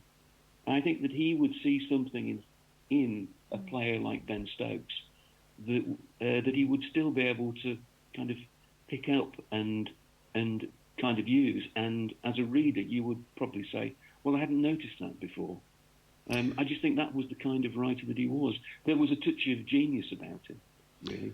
Well, more than a touch. Well, it's spotting the theatrical and literary potential in a character. And we made ourselves a little list. I'd be really interested to hear what you think about it. Just literally, we went around our green room, which is our commentators who aren't currently commentating, and we like you, we put Ben Stokes top of our list. Also on that list, we had Rashid Khan, just because we felt there was something in his variety and versatility that would have tickled Neville Cardus. We had Darren Stevens on our list, just because he represented that doughty warhorse of a county cricket trooper that always brought something to the party. Do you think there's any others that sort of fit into that category that you think would have delighted Neville Cardus? Oh, I think he would have had a great time with Kane Williamson. I think he would have loved Kane Williamson. I mean, I love Kane Williamson. But I think that he would have just been able to write about him the way that he wrote about Woolley, for example.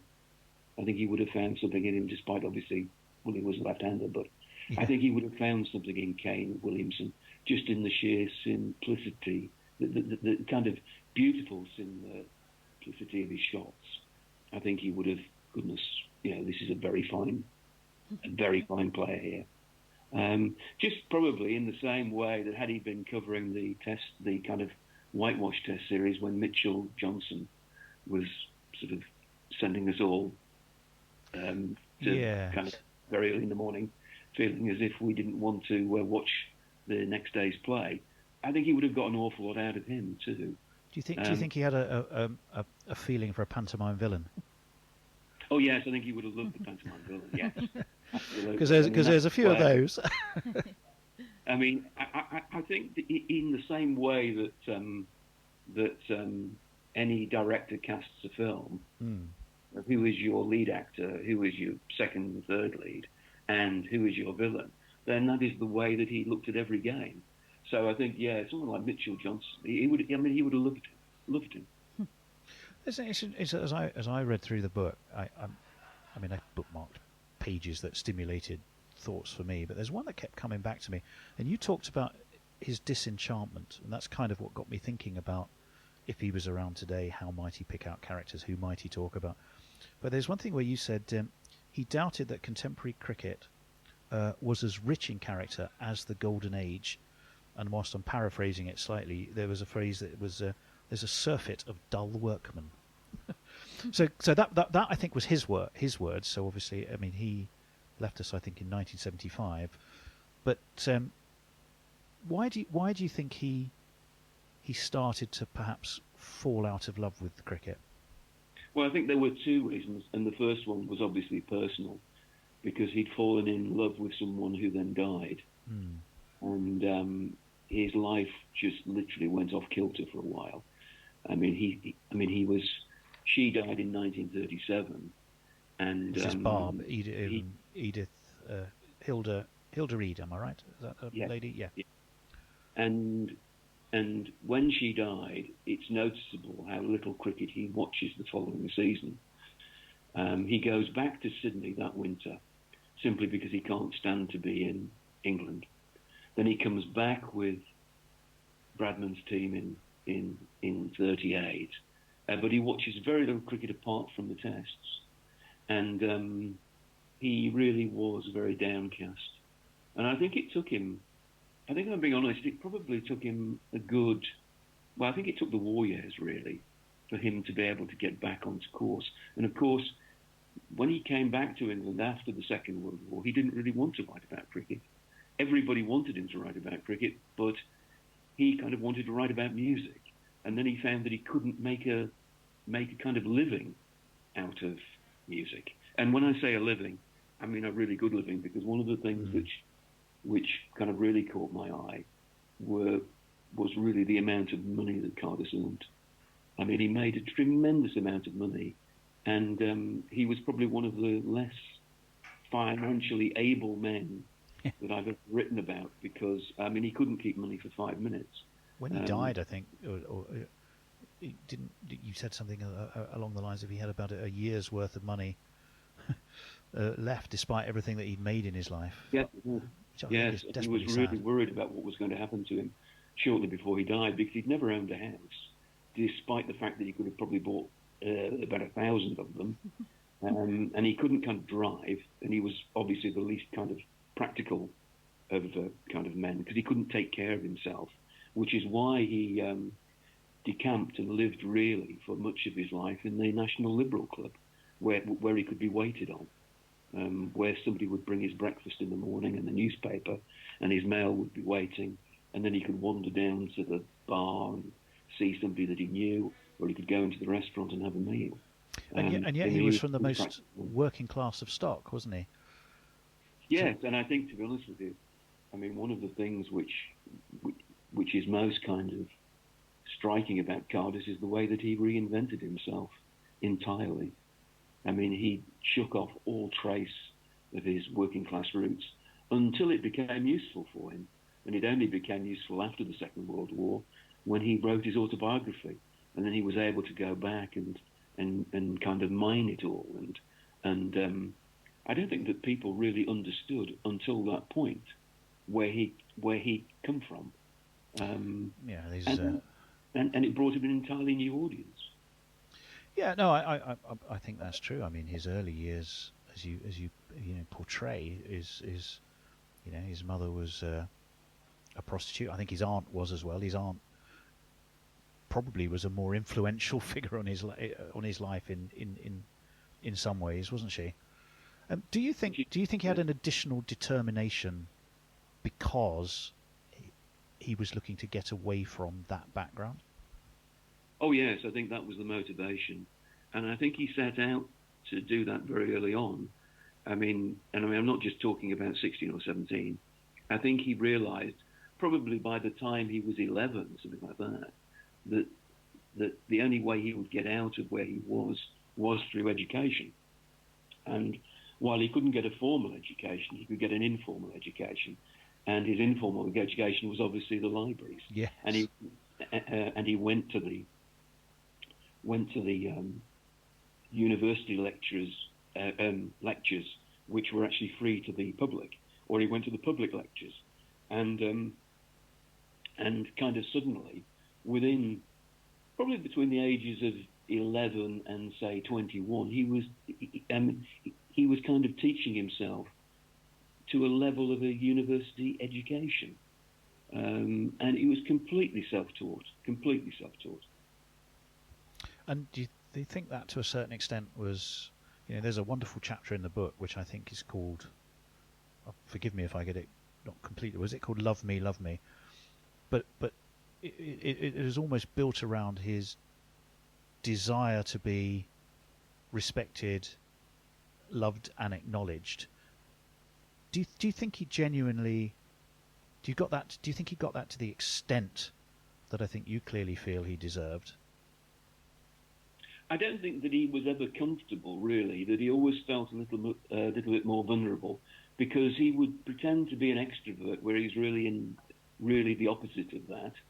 He would try to pretend that he was super confident, and he wasn't. And it was always this kind of, not pretense in a way, but I think it was always a show. And I think that certainly towards the end, he began to doubt whether or not, on certain cases, that he'd taken the right paths. Because, as you said, in the last year of his life, he really was quite concerned about how he was going to earn a living. Whereas the Sunday Times wanted him to write. He was increasingly at odds with the Guardian, who, it has to be said, didn't particularly treat him very well during the 50s and the 60s, until, of course, at the point at which he got his knighthood. And then they were sending round a car to pick up his copy. And I think he was a bit resentful of the Guardian. Whereas since, of course, they've recognised that he's one of the most pivotal figures in the whole history of the newspaper. Which do you think he would have coveted more? An honorary MCC membership, which he finally got but very, very late in life, or a knighthood? Oh, I think the knighthood, because as he often said, and he used to boast to John Arlott, it was very useful for getting him a table at the Savoy. He just had to say, "I'm Sir Neville." And of course, his wife, and they had this very strange marriage where they didn't really live, well, they didn't live in the same house for about 2 years of their 50-year marriage. Used to really like going into Fortnum's and saying to the assistant, "It's for Lady Cardus." And I think, obviously, in the 1960s, using a title like that, when so few people got knighted and so few sporting people got knighted, that it had great currency and enormous cachet. Didn't you say the year he got knighted wasn't Sir Alf Ramsey? Wasn't he one of the other sporting characters the same year, or did I dream that? It was the New Year's Honours List of '67, and of course England had won the World Cup in '66. So Ramsey was one of the names on that list. But if you look through the whole list, there were very few people's names on there that you would actually recognise, because it mostly went to civil servants and captains of industry. I like to think he might have appreciated it, whilst I don't know anything about how he felt about football. But there's something about Sir Alf Ramsey in terms of reinventing himself, educating himself. Remember how terribly well spoken Sir Alf was. That's not how he started talking in life. So in a way, there's the reinvention that Sir Alf Ramsey did, whilst not probably to the extent of Neville Cardus's. There was a flicker of similarity between the two that you could probably point at, I think. Oh yes, if you interviewed Alf Ramsey, as I did a couple of times, he had that. A very tight way of speaking, really, and he kept his sentences very clipped, and that was obviously the way that he'd been taught. BBC English during the 1950s. He did. Now, Annie, you had a question as well there. Yeah, I have a quick question. I read your book, Duncan, with a huge smile on my face most of the time, and certainly giggled a little bit. So I really think that he had a rather good sense of humour. I love there's the little quote that you say where a stranger said, "I've been looking for years for an uglier man than me, and you win easily." I love that. Do you think it's a huge part of his writing that he's got that sort of sense of humour, that good sort of characterisation? Oh, I think, Annie, I think that's one of the reasons why he survives. Because I think that the humour, whether it's explicit like that, or whether it's implicit in some of the descriptions of one or two of the players that he saw, is absolutely vital to his writing. I think he had a fantastic sense of humour, and I think it's the hardest thing to actually write. Yeah.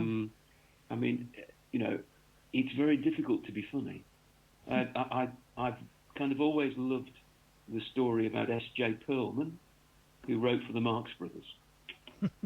And he was phoned up one day, and he was the great American humorist, and he was phoned up one day by a friend who said, "Oh, I just wanted to ask you." And Perlman said, "Oh no, look, I'm in the middle of a sentence.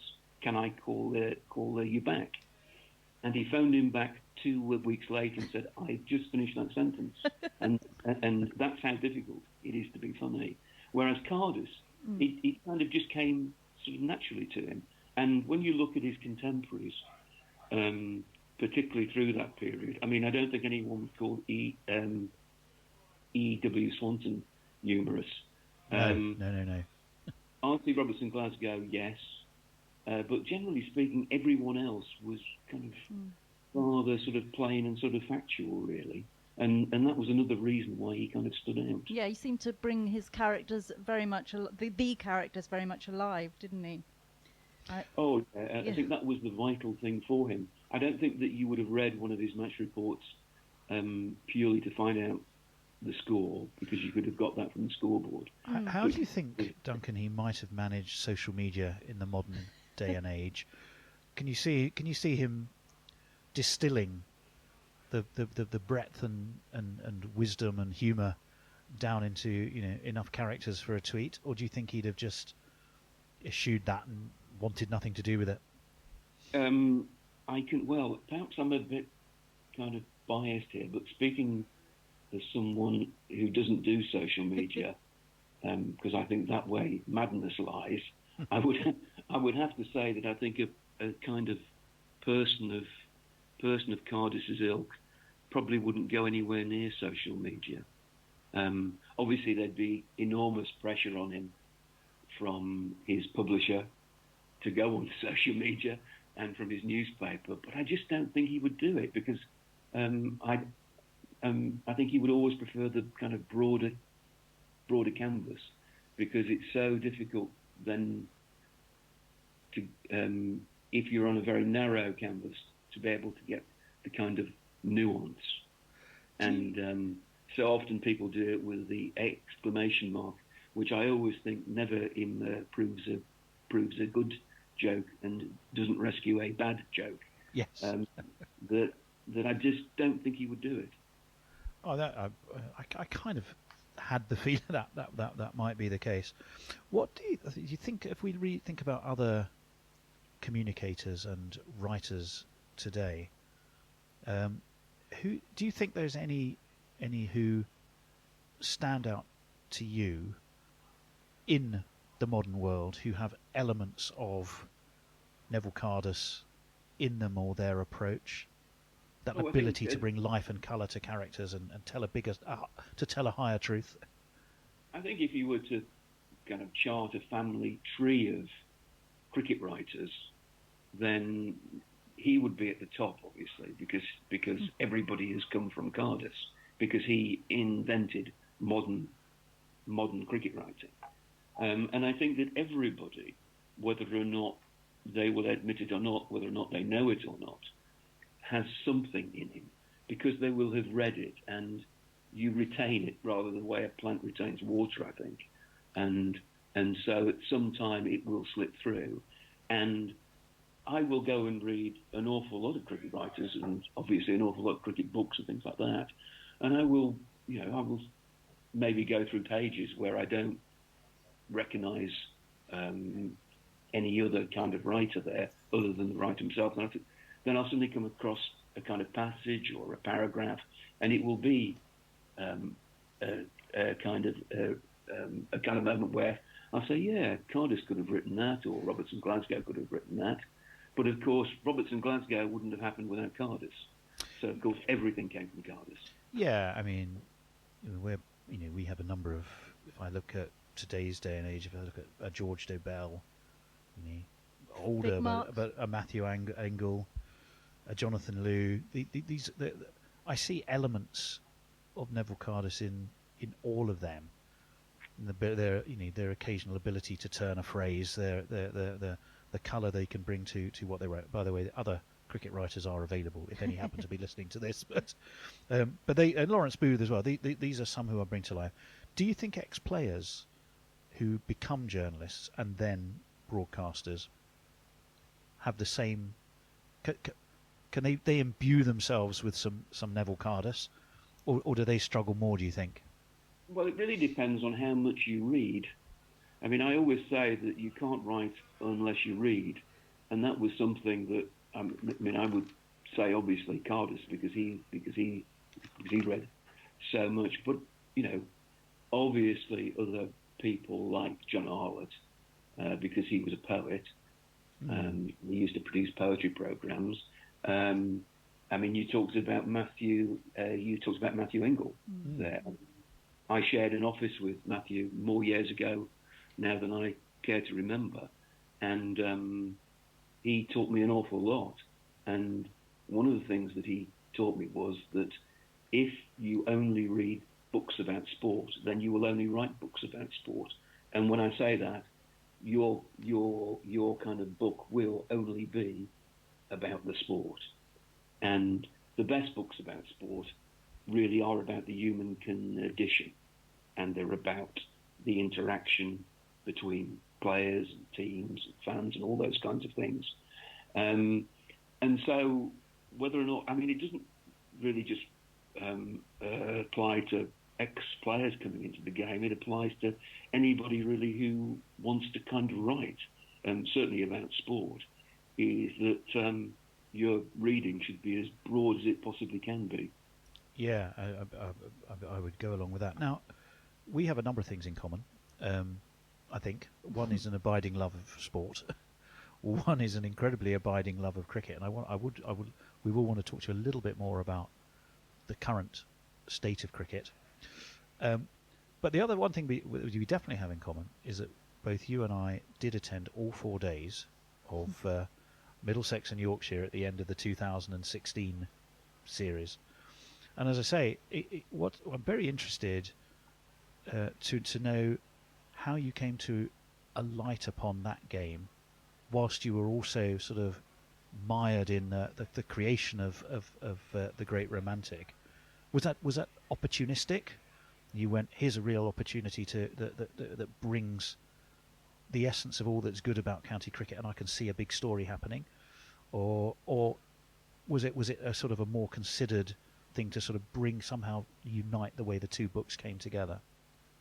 No, I'd been working most of 2016 on the Neville Cardis book, which was practically finished, apart from the last chapter, and I wasn't sure.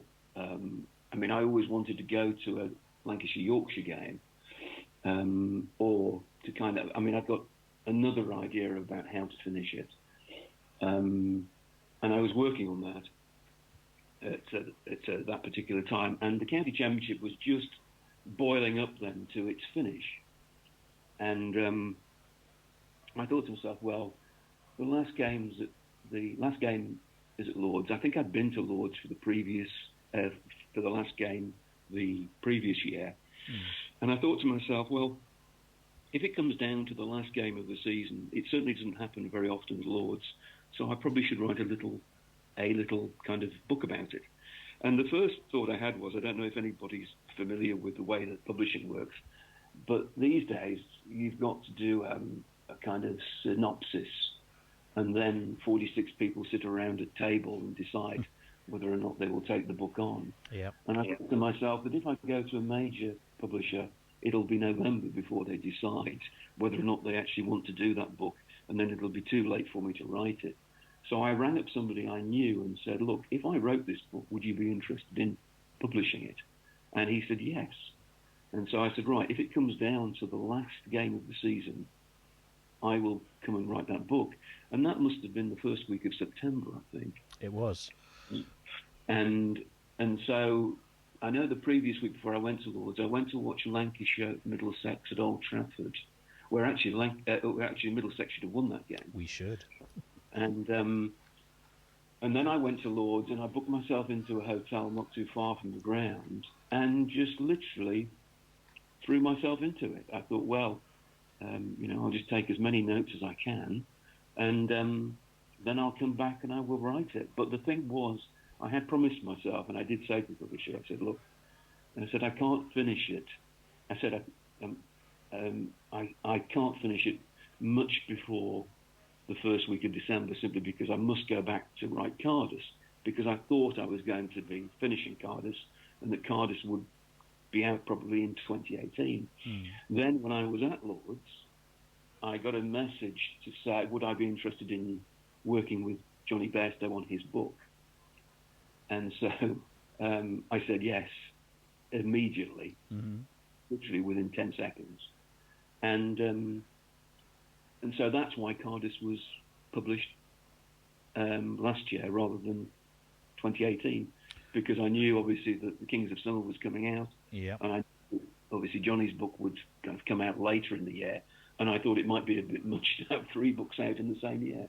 Well, if Johnny Bairstow had been at Lord's in the same way that Ireland had allowed Tim Murtagh to be at Lord's, who knows how history may have changed. But that wasn't the case. What fascinated me, and so you live in Yorkshire, and originally you're from, is it from Nottingham? And I'm originally from the northeast. I'm originally from Newcastle. Right. Yeah. But then you worked and lived for a long time in Nottingham. I moved to Nottingham, really when I was a child. Yes. So as you're covering the sort of the great climax to that season, and Yorkshire are playing Middlesex, are you seeing it through Yorkshire eyes, or are you seeing it through completely impartial eyes? I think you've got to see it through in the partial eyes. I was very pleased when a couple of people who were Middlesex fans sought me out somewhere and said that they thought it was just very, very balanced, because I thought Middlesex was the best side of the summer, and they deserved to win the championship. I mean, it would have been a nice story for me had Yorkshire become the first side to win it 3 successive years, the first since Brian Close's side in the 60s. Middlesex have tried but never done it. But I just thought it was just a fantastic story, really. And the game had so many turns and twists and corkscrew and changes of fortune. And if you remember, most of all, Tony, on that, I think it was the Thursday afternoon when it was raining or it was dark, and Ryan Sidebottom was just kind of clinging on so they could get past the total that would mean they wouldn't have to follow on or something. And it was just a fantastic match, really. Well, thinking back to characters, I spent a bit of time that evening chatting to Tim Bresnan, who I think made 142. Yeah, absolutely.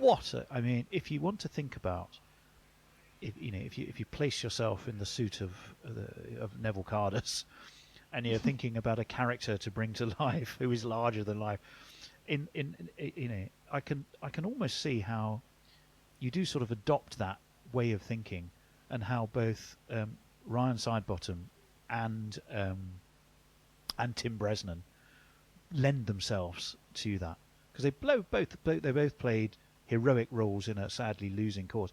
And what I do recall is Tim Bresnan was such an utter gentleman and such good fun in the bar afterwards. He must have been inside so deeply disappointed, and yet externally he was such a nice guy and so fun to be with. It was very impressive. But I think we could add him potentially to our list of larger than life characters. Oh, yes. And I think now I look back on that book, I just had a hunch that it kind of might work, and I'm so pleased I did it, because it may not happen again. No, well, I just want to ask Annie a question, because Annie is a cutter and she bleeds Somerset, I can assure you. Where were you there at Lord's, or were you following from afar in impotent frustration? I was agonisingly listening in the garden at home. Oh, Lord. And it was rather hellish, to tell you the truth, but delighted for Middlesex, of course. Because also there was such almost Machiavellian intrigue in the conspiracy to create the result, Duncan, don't you think? That was part of the drama. Right. It was absolutely right. Anyone would have done it. Yes, I think anybody would have done it, and I think that had they not done it, they would have regretted it for the rest of their playing lives. So I don't really chastise either Middlesex or Yorkshire for being able to say well, we're going to try and get a finish here. And of course, there were so many people in the ground that day. Oh, I mean, it was fantastic, and it was so hot. It was such, I mean, you couldn't believe that it was late September. You would have thought it was probably July or August. I did. I think what you did. I mean, I'd started in the pavilion for most of the days, and then for some reason on the last day, my friends and I just decided we're going to go and sit around in the Upper Compton stand, and it was to watch the whole ground just gradually fill up. It was like the old days when news would get out by word of mouth, and suddenly, what was it, about 12, 13,000 by the time the end of the day had come. And to think that county cricket, and this was, I think, is just one of the most wonderful things about it, that it was a phenomenal advertisement for county cricket that was also live on television, and just people started appearing out of nowhere when they could see the direction that it was going in. And I think one of my favourite memories is actually after the match was over, when I went to queue for one of the scorecards, and the queue for the scorecards was just enormous. Yes. Everybody wanted to take back a souvenir. Oh yes, I have mine at home. So you are currently working, I believe, or no, there is a book coming out in July for you. Is it called One Long Beautiful Summer? It is, yes. Tell us a little bit about what we can expect there. It is available, by the way, to pre-order on Amazon right now. Well, basically, I decided. I was thinking. Well, it's about a month ago. A kind of year ago this month, because in January is the time where I start to look at the fixtures and I start to order my wisdom and do all the things that you get ready for the summer, and because I find it a very dull month and it really does drive me mad. And so last year I picked off the shelf a book about.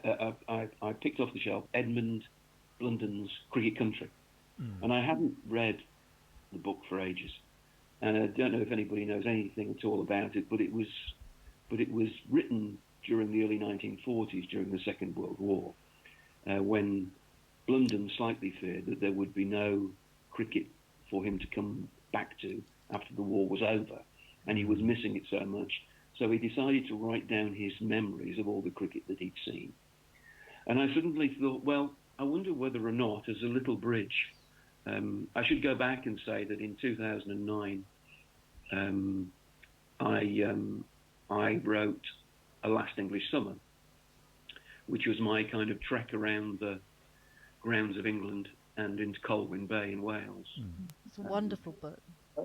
Recording what I thought would be one of the last full English summers before there was a great change for one-day cricket. I must confess that I didn't myself even anticipate that it would be that it would happen as quickly as it did.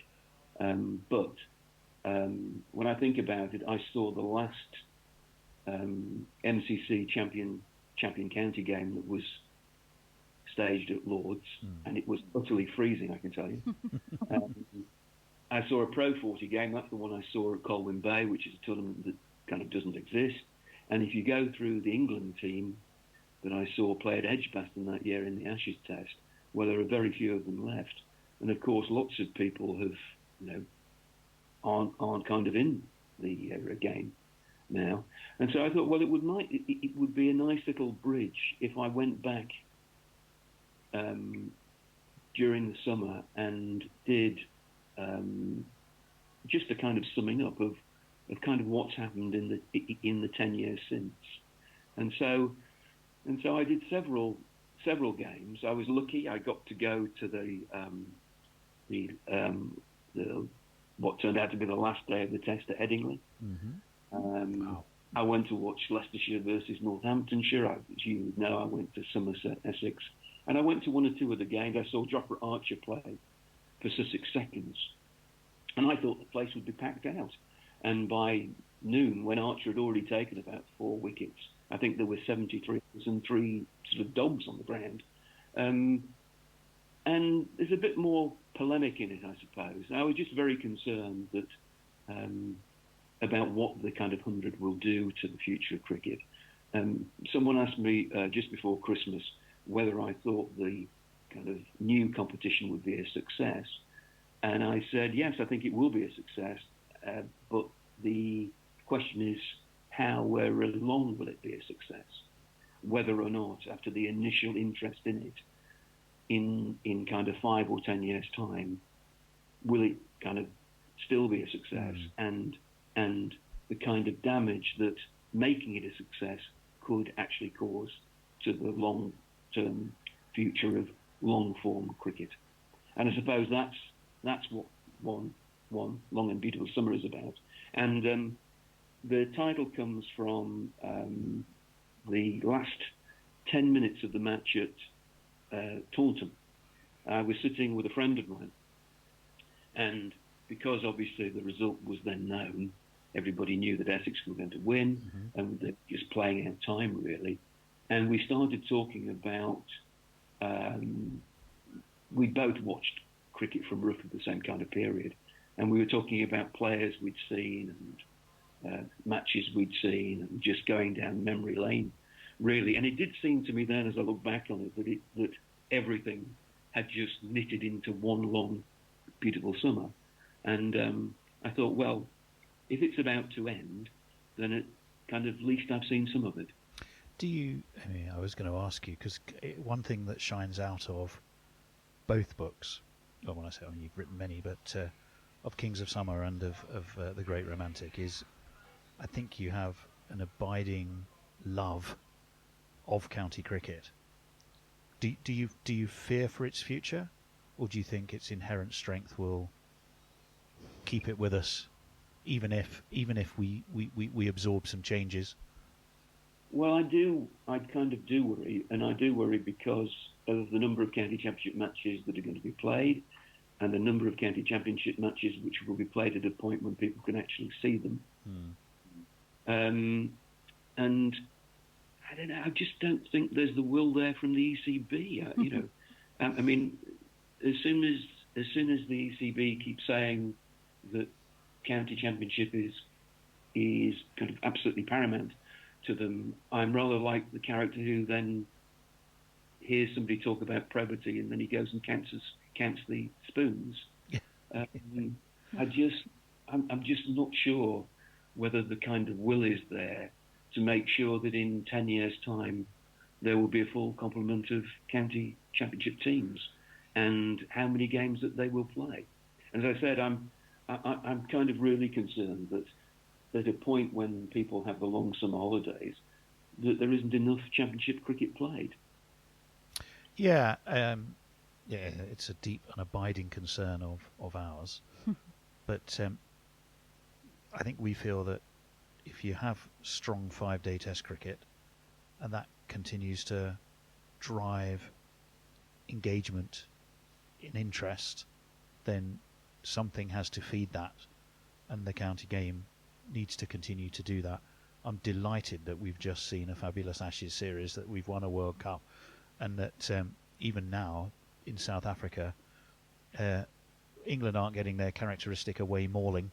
It's gripping, enthralling stuff that's gone 5 days. So we're all very excited about that, and I suspect Neville Cardus would have been too. I could see him thoroughly enjoying that. Now I have one very final and an important question for you. If you were able to be sat now somehow opposite Neville Cardus, and he has read your book, what would you like him to say to you? Well, I would like him to say that he kind of liked it, because you always look for the kind of approval that he sought. I mean, it was kind of one of those things. And it was by sheer fluke that this year's William Hill event was held at the National Liberal Club. Yes, indeed. And and that was purely because the room that they normally use is being refurbished, and so they'd look for something else. And in the summer, they had alighted on the National Liberal Club, and so it wasn't because of the Neville Cardus book, but it was just absolutely fluky. And I kept thinking, because I kind of stayed in the hotel the night before, and then walked down into the kind of room on the morning of the award into this lovely room, which of course Cardus must have walked through. And somebody said to me as I was making my speech, he's probably in the corner having a fag, and watching all this. And I'm sure he probably was. Well, there's a couple of lovely lines in both the books we've talked mainly about here in this discussion, where you actually seek him out, and it almost feels like somehow it's almost biblical or walking in his shoes. In The Great Romantic, you talk about going to see the old fellow himself and the portrait, rather disappointing portrait, in the Old Trafford Pavilion. And in Kings of Summer, you deliberately retrace his steps to exactly the route he would have taken to Lord's. I somehow think he might have appreciated that. I think he would have liked the fact that that kind of people are actually talking about him, because what I've noticed is that where he would get lots of kind of references in match reports, and if you kind of put him onto Google search, you will find him quite often, that it was kind of in a sort of passing sort of way. And so I hope that now that people are talking about him a little bit more, that he will also be read a little bit more. Yes, it certainly prompted me thoroughly read. To go back and read. I think his autobiography is actually called Autobiography, isn't it? It is, yes. I mean, it's the most unimaginative rather prosaic title, but nonetheless, it's. But it's a lovely book. Well, look, Duncan, thank you so much. It's been a joy to read the books. It's been a joy to chat to you. This podcast, of course, will be available to our subscribers on Patreon, and then it will be available through all the normal podcast channels. Duncan, thank you so much again for your time, wisdom, and just enjoyment of the books we've talked about. The Great Romantic, The Cricket in the Golden Age of Neville Cardus, Kings of Summer, and up and coming, The Long Beautiful Summer, which is released in July. You'll find those in all good bookstores, whether it's online or bricks and mortar. I hope they do fantastically well for you, Duncan. It's been an absolute delight, and thank you once again, and thank you, Annie. Thank you both. Thank you so much, Tony, and thank you so much, Annie. Cheers. Take care now.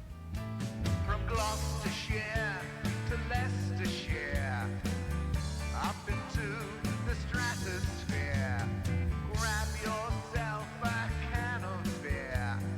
Countyman, lend us an ear. From Arthurshire to Zubershire, even if you're a newbie here. Welcome, welcome, welcome here. Welcome to Gorilla Share. Get out of bed and chair and head for here. Forget the spouse, kids, and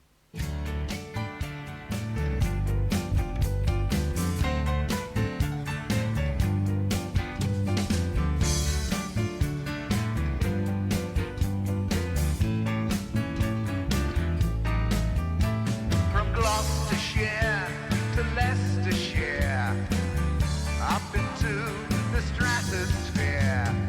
Grab yourself a can of beer. Countyman, lend us an ear. From Arthurshire to Zubershire, even if you're a newbie here. Welcome, welcome, welcome here. Welcome to Gorilla Share. Get out of bed and chair and head for here. Forget the spouse, kids, and career. Fish will bring some atmosphere. Hendo's bite ain't worse than his Berkshire. From Warwickshire to Worcestershire, still around or disappeared. They're part of the discussion here. Welcome to Gorilla Share. Welcome to Gorilla Share. It's common form to start interviews with cricketers with some career statistics. Let me assure you that today I'm with a former player who has some very good ones as part of the all-conquering Warwickshire side of the 1990s under Bob Woolmer. However, He holds the US Certificate of Appreciation for his groundbreaking work using cricket as a force for good with the gangs in the most notorious areas of Los Angeles. He advises the Prince's Trust, is a motivational speaker and broadcaster and a published author whose book, Wasted, was described by one reviewer thus: not so much a kiss and tell as kiss, have casual sex, get stoned, drunk, divorced, unemployed, homeless, penniless, and then tell. Although written 12 years ago, it is a rattling good read, but it also contains thought-provoking wisdom born out of experience. Life says its author is a work in progress. Life gave its author a second chance, which he continues to grab. Paul Smith. Thank you very much indeed. Thank you for hosting us today, because we are here at Edgbaston in your room. So I'm welcoming you to our show. You are, in fact, our host. So Welcome to my room. Welcome to your room. Now, one of the themes that you recurs throughout the book is around confidence and purpose. You say it's something that you need in all aspects of life. Tell us just a little bit in your way of thinking about life and cricket, why you focused on so much on those two thoughts in the book. Confidence and purpose. Well, from a sports perspective, that when you're confident and you understand your purpose, then that's probably when you'll get your best results, or it's certainly when you'll be able to analyse how things are going and either put them right. You'll be able to put them right better if you have those two things, and if you're lacking in them, then you have to need to grasp them fairly quickly in order to turn that corner. I think in everyday life, the people that I've met who've lacked confidence and purpose needed the most guidance. Often that's the excluded. They could be of all age groups, and sometimes people driving around in the best cars, wearing the best suits, also lack confidence and purpose. So I think it's about identifying what you think your purpose is, what you think you can do to take things forward, and will make you and those around you more confident, and that would lead to a better future all round. It's one of the things that, given the work you've done linked to cricket but imparting cricket, that I wanted to sort of talk to you about was, how do you think it comes to light in your activities now, and particularly how do you impart that to others? If you talk about you talk about community work, and I think the more that you can give confidence to people, often people know what they actually want to do, but no one's actually sort of planted that seed in them that they actually can achieve that. And often the system will try and funnel you down the same places that everyone else is, because that ultimately comes down to figures. So if I were to turn around to you and say, right, I want you to go and work in an office for the rest of your life down the road, but you'll be there from 8:45 in the morning till 5:15. In many cases, I know that situation has been forced upon people because that's all about employment figures, when in fact I know that within 3 days they're going to be ringing me saying, this is the last thing on earth I think that I'm going to be able to do. So I would always say, don't put yourself in a situation where you know it's not going to work. I would always say, hang on a bit longer and try and find the opening that you're actually is going to fulfill you. It leads to a happier society. So are you finding now that are you still involved in people development with cricket as the core of kind of your doing that, or have you moved beyond cricket just to where people development is the kind of the main raison d'etre for what you do? I would probably in the last couple of years I've been more of an advisor, than a hands-on one. I'll give you an example of that. In the west end of Newcastle, my city of my birth, I've got a pal who has done amazing work for the best part of 40 years within the community, most of it not really acknowledged. However, in more recent times, he's been involved with Chance to Shine right at the top. He wanted to put on an activity where it involved asylum seekers, the children of asylum seekers. It involved young kids who've got too much time on their hands. Too much time is being taken up by police officers, community workers, the court systems, etc., etc. So it's costing the city of Newcastle an absolute fortune. And he picked my brains about work that I'd done in townships in Soweto, and townships such as Soweto under apartheid, and then how further down the road, say Bob Woolmer and I did a lot of work in townships during the dismantling of apartheid. So the art of communication, it wasn't just about bat and ball, it was about gaining confidence, it was about getting people to think differently, and where the outcomes had to be different.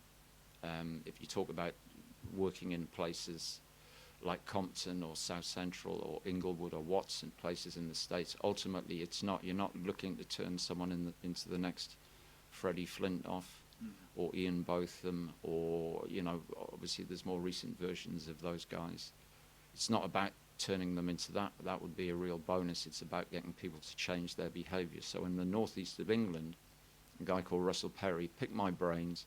What have the outcomes got to be? I told him, if you want these outcomes, this is the sort of funding that you have to seek. You're not going to get sporting funding for it, because that's not what the initial target is going to be. Over a 2-year period, he's completely transformed a community in the West End of Newcastle where you're probably saving millions in court costs, etc., etc., etc. And in more recent times, Chance to Shine have jumped on the back of that. So it'll be seen to be a Chance to Shine project, but in theory, the guy that's actually done all the work is a guy called Russell Perry. So that's just one example.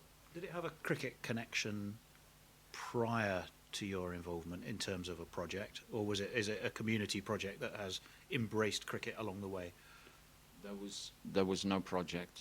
There was no activity going on. He identified a part of the city where you would repeatedly read and hear about some pretty negative activity taking place, and he picked my brains as to whether I thought that was the sort of, because we know the city well, whether that was the sort of place where maybe some sort of activity should take place. So between the pair of us, we worked out what could take place, and then he did all the footwork himself. And as activities gain some sort of momentum, then what happens is, if you get a few people coming this week, then hopefully if you can get, it's about giving people a good time, making them understand that you are there for them, and maybe they'll bring a few more mates next week, and then maybe they'll bring a few more. You'll lose a few along the way, but by and large, what you do is you gain the confidence of people within that community. People will become aware of the fact that these young people are not involved in acts of crime as they were up until relatively recent. That will then attract the attention of police forces, because they'll see that whatever's taking place is starting to work. You then get parents actually supporting it, because they can see that their kids are not getting into trouble, and before you know it, within maybe 12 months, within 2 years, you've actually got a real hive of activity, and hopefully it's acknowledged, and thankfully for Russell it has been acknowledged.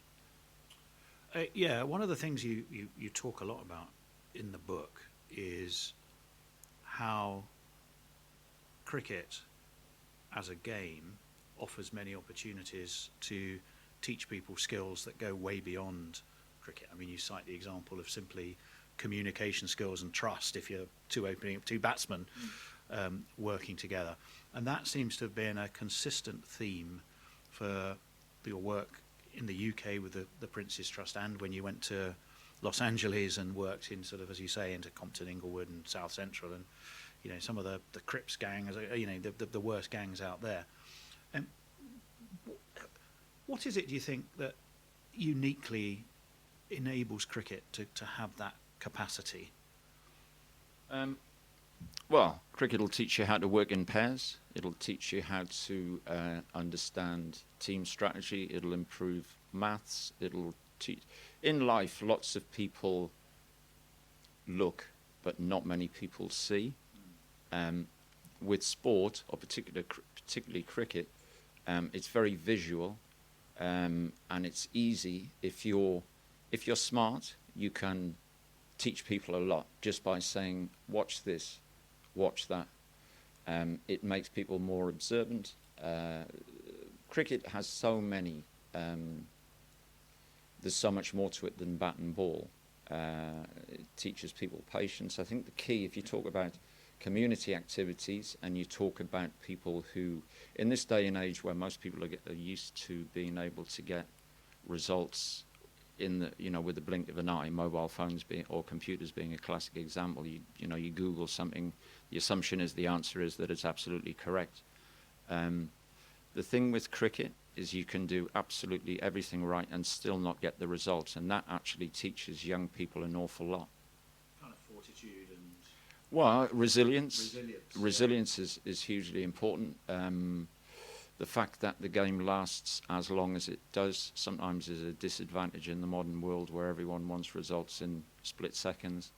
However, it means that you are engaged with teammates and opponents for far longer, and there's many success stories. It gives you longer. The longer you spend together, hopefully the longer the bond is, the better the bond is.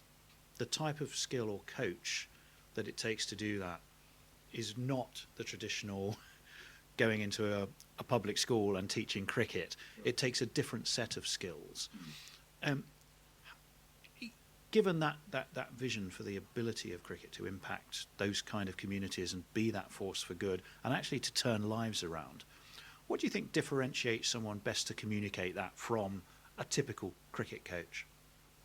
Well, a classic example. Well, it's not a classic example. If you think about Bob Woolmer, when he was coach here, he asked me to go to a cricket club in South Africa called St. Augustine's. St. Augustine's is Basil D'Oliveira's cricket club in Cape Town.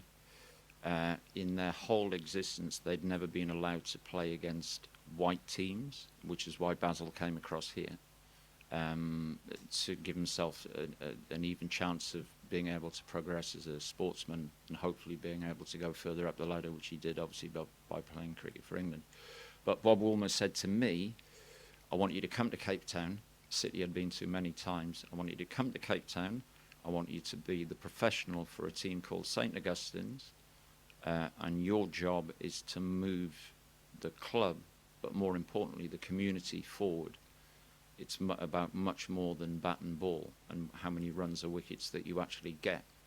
And at 6 months after I'd agreed to do that, at the end of that summer, he and I sat down in his garden, and I asked him why he'd asked me specifically to go and do that job, and he said because he knew how difficult it was going to be, because all my teammates, I used to be racially abused for being white, playing in a team of non-white people. Am I right in saying you were the first, or indeed the only, white player to play for that club? Yeah, I was the first white player ever to play for St. Augustine's, the first ever professional, and it was a hard gig. I mean, great people, great friendships to this day. We keep in touch all the time. I think probably it's become more apparent the work that was actually taking place then, without sort of pulling my own wire. It was arguably the biggest opening of my eyes that I'd ever seen, and I thought I'd seen a lot. I'd coached in South Africa in townships under apartheid, but this was actually the dismantling of it, where I would be racially abused by white people on the field asking me why I was playing in a team full of coloured people. What that actually did with me and my teammates is it made us grow stronger and stronger by the day. And if you were to speak to people at the club now in 2019, you'd actually get a fair indication of what we'd gone through. But these people, had never been able to go into certain parts of town because they weren't the right colour.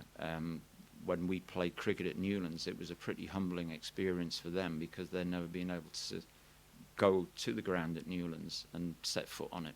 And I saw firsthand in our changing room how what this was all about. It was a pretty humbling experience. So in many ways, my job was to go and run up and hit as many opponents as hard as I could with a cricket ball for what had taken place over generations, as it was to try and pull off as many results. But we couldn't play any of our games at home because the council, which was still a white council, they refused to cut the grass on the ground, despite the fact it was a council ground. There was a dispute going on, and didn't matter how many meetings or how many phone calls that got put in, it was just never going to happen. So we had to play all our games away from home. So when you've gone through all those sorts of experiences, and people talk about trivial things that take place within sport, what you're actually doing is you're actually changing a culture. So how cricket transcends into everyday life and how you can change people's lives, that's be a classic example that hopefully will be broadcast a bit more further down the line. Fantastic. So, well, let's talk a little bit about your career then, and some of the influences. You've just been talking about Bob Woolmer, sure. And in Wasted, you talk about influences on your career. You speak in glowing terms of him. Obviously, a very, very sad loss under terrible circumstances. Tell us a little bit about the man then, and how he influenced you and kind of led you through the ups and downs of life generally, not just cricket. Sure. I actually coached with Wooly in Johannesburg when I was an 18-year-old kid. He was very, very close to Dr. Ali Bakr, and Bakr was trying to break down as many barriers as possible. So that would mean coaching in Soweto. So I would coach in Soweto. Bob would be up seeing Dr. Ali Bakr, and he would come into Soweto. Further down the line, I reminded Bob that I had coached with him in Soweto, and he said, yeah, I remember, you were an 18-year-old who was always out on the town drinking beer and this, that and the other. So that was my immediate impression with Bob. Probably when we met further down the line and he came to Warwickshire, he probably thought I was just a slightly older version of what he'd thought I was when I was 18. Bob's impact here at Edgbaston was massive. When he first came, on his very first day, he said, if I can make you 5% better people, you'll become better cricketers. And I remember sitting in that meeting and thinking, that's a really interesting way of sort of putting something across. He always thought outside the box. He would always be curious as to how we could do things that opponents wouldn't spot, or if they had spotted it, it was too late. We were already all over them. He always encouraged you to develop different skills, to be better at the ones that you had. It was always important to him not only just to practice the things that you were trying to improve on, but to continually practice the things that you were very good at, so that when you did something well, you knew why you'd done it well. And obviously at the same time you're trying to improve on your weaknesses, and over time, if you practice enough and you give it enough thought, you'll be a much more dominant player. So he coached you through that.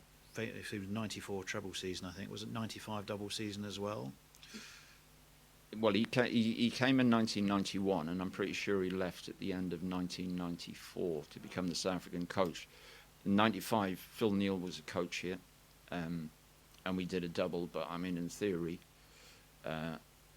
we were such a dominant group of people. Never mind a dominant group of players. Between 91 and in the end of 94, that journey, that was 4 summers that he was here. Physically and mentally, it was probably the equivalent of 8 summers, because of everything that actually went on. We trained harder than anyone else. Obviously, the more successful you become, the more time you actually spend on the field or practicing before those big games, and the greater demands of you as a person, that eats into your social life, because the more successful you become, the more demands there are on you as a person to attend functions and celebrations and all those sorts of things. Yeah, that's again something that I think is quite interesting, because you kind of, it's almost as if, if you paraphrase or the tremolos, even the bad times are good. It's almost like even the good times can be bad, because one of the things you do talk about is so much demand, the intensity of playing the game, the demands on your personal time. If it isn't playing, it's club business, and almost that sense of untouchability and invincibility that works against where you go when that stops, that leaves you at a point, when the career folds down.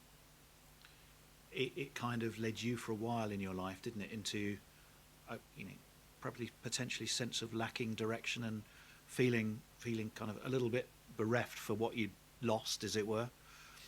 I think when I came here as a young kid,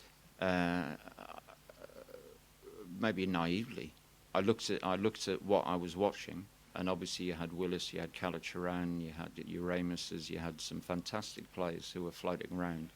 What you actually had was that, bear in mind this is a 14-year-old kid thinking this,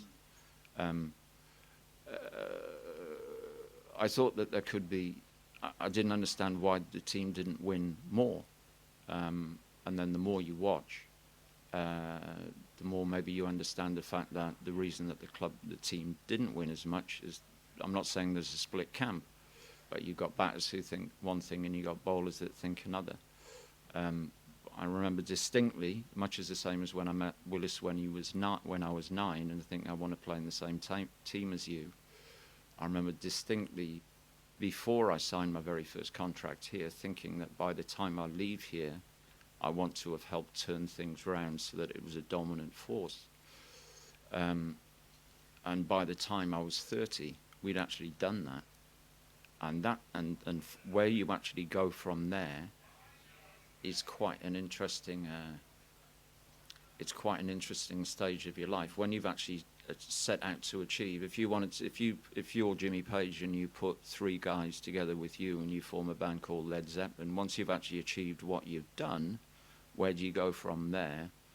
And then Bob went, and I think that was pivotal, because everything changed. Despite the fact that he would always take your calls, he'd always reply to emails and whatever, life goes on. And within a very short period of time, I found my eyes drifting off. I wanted to go to America. It was a completely different part of America I wanted to go to. I wanted to go and spend time in Texas, which I ultimately did. But yeah, I mean, I think now in 2019, how players are looked after is probably very, very different to what it was in the latter stages of my career. Whether it's done correctly now in 2019, I don't know. Things like a players' union advice on things like that, whether they do it right or wrong is open for debate as well.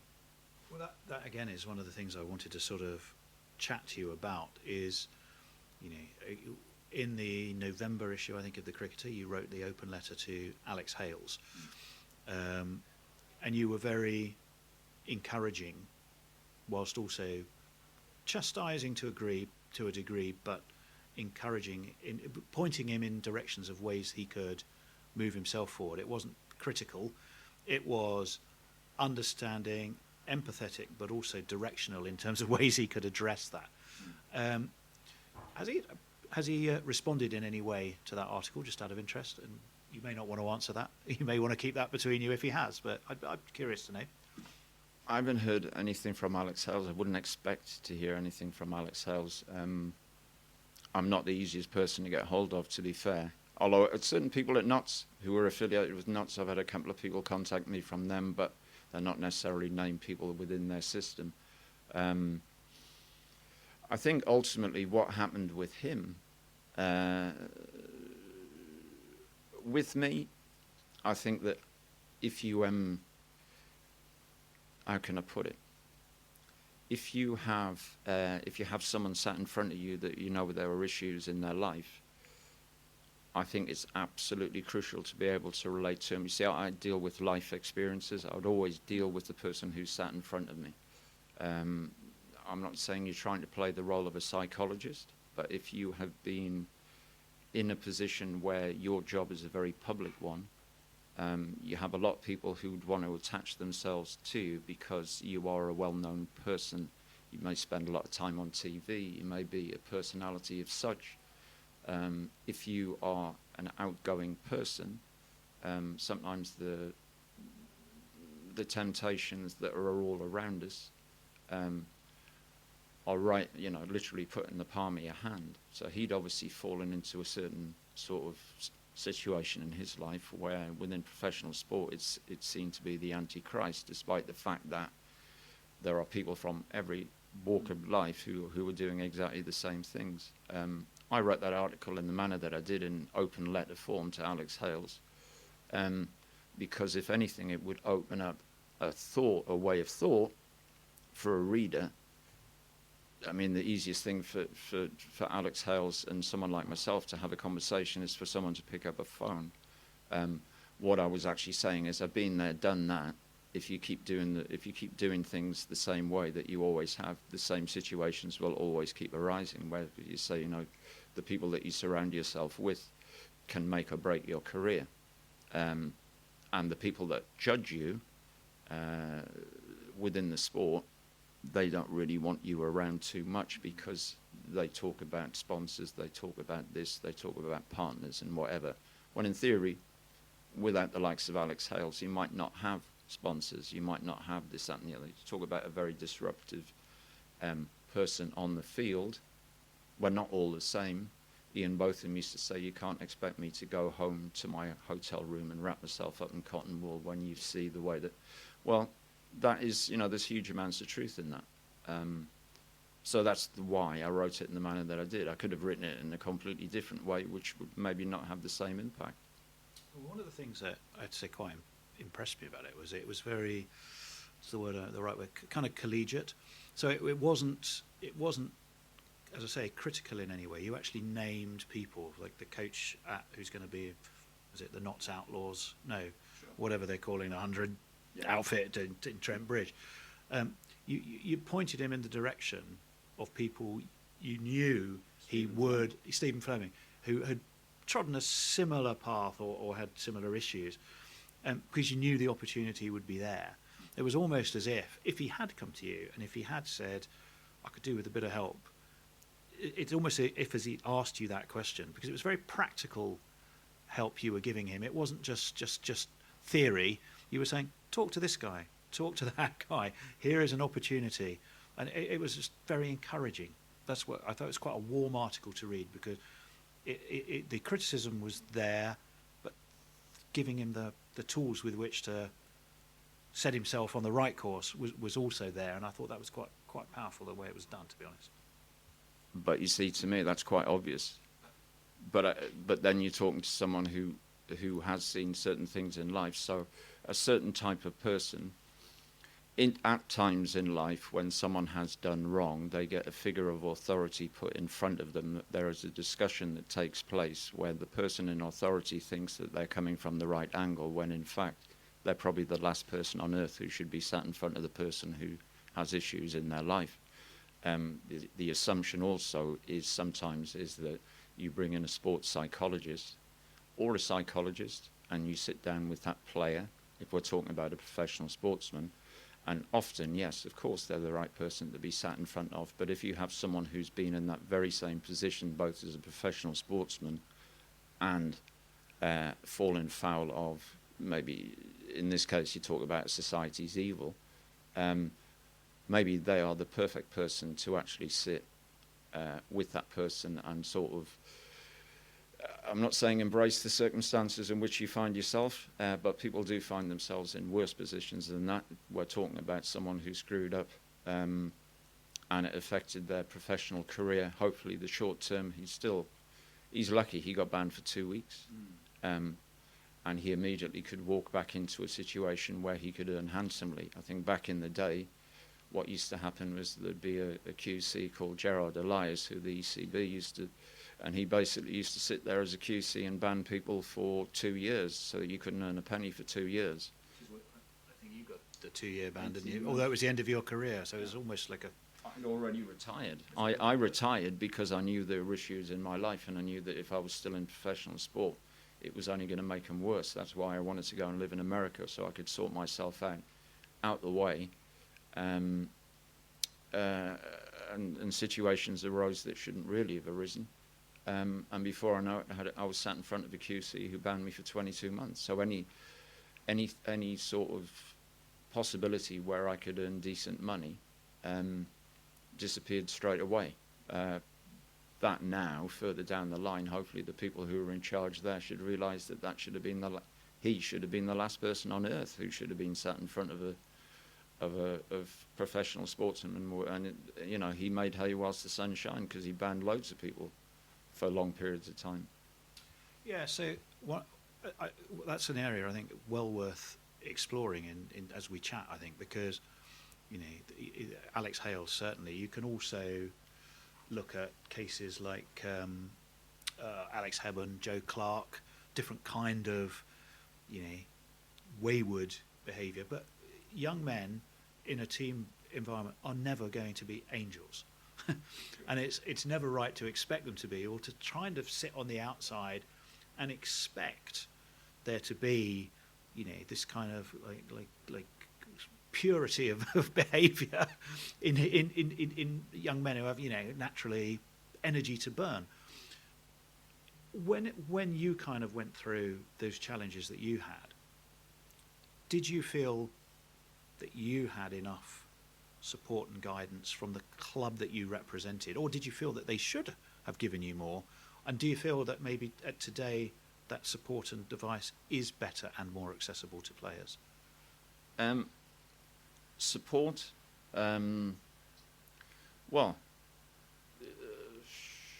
support from Warwickshire.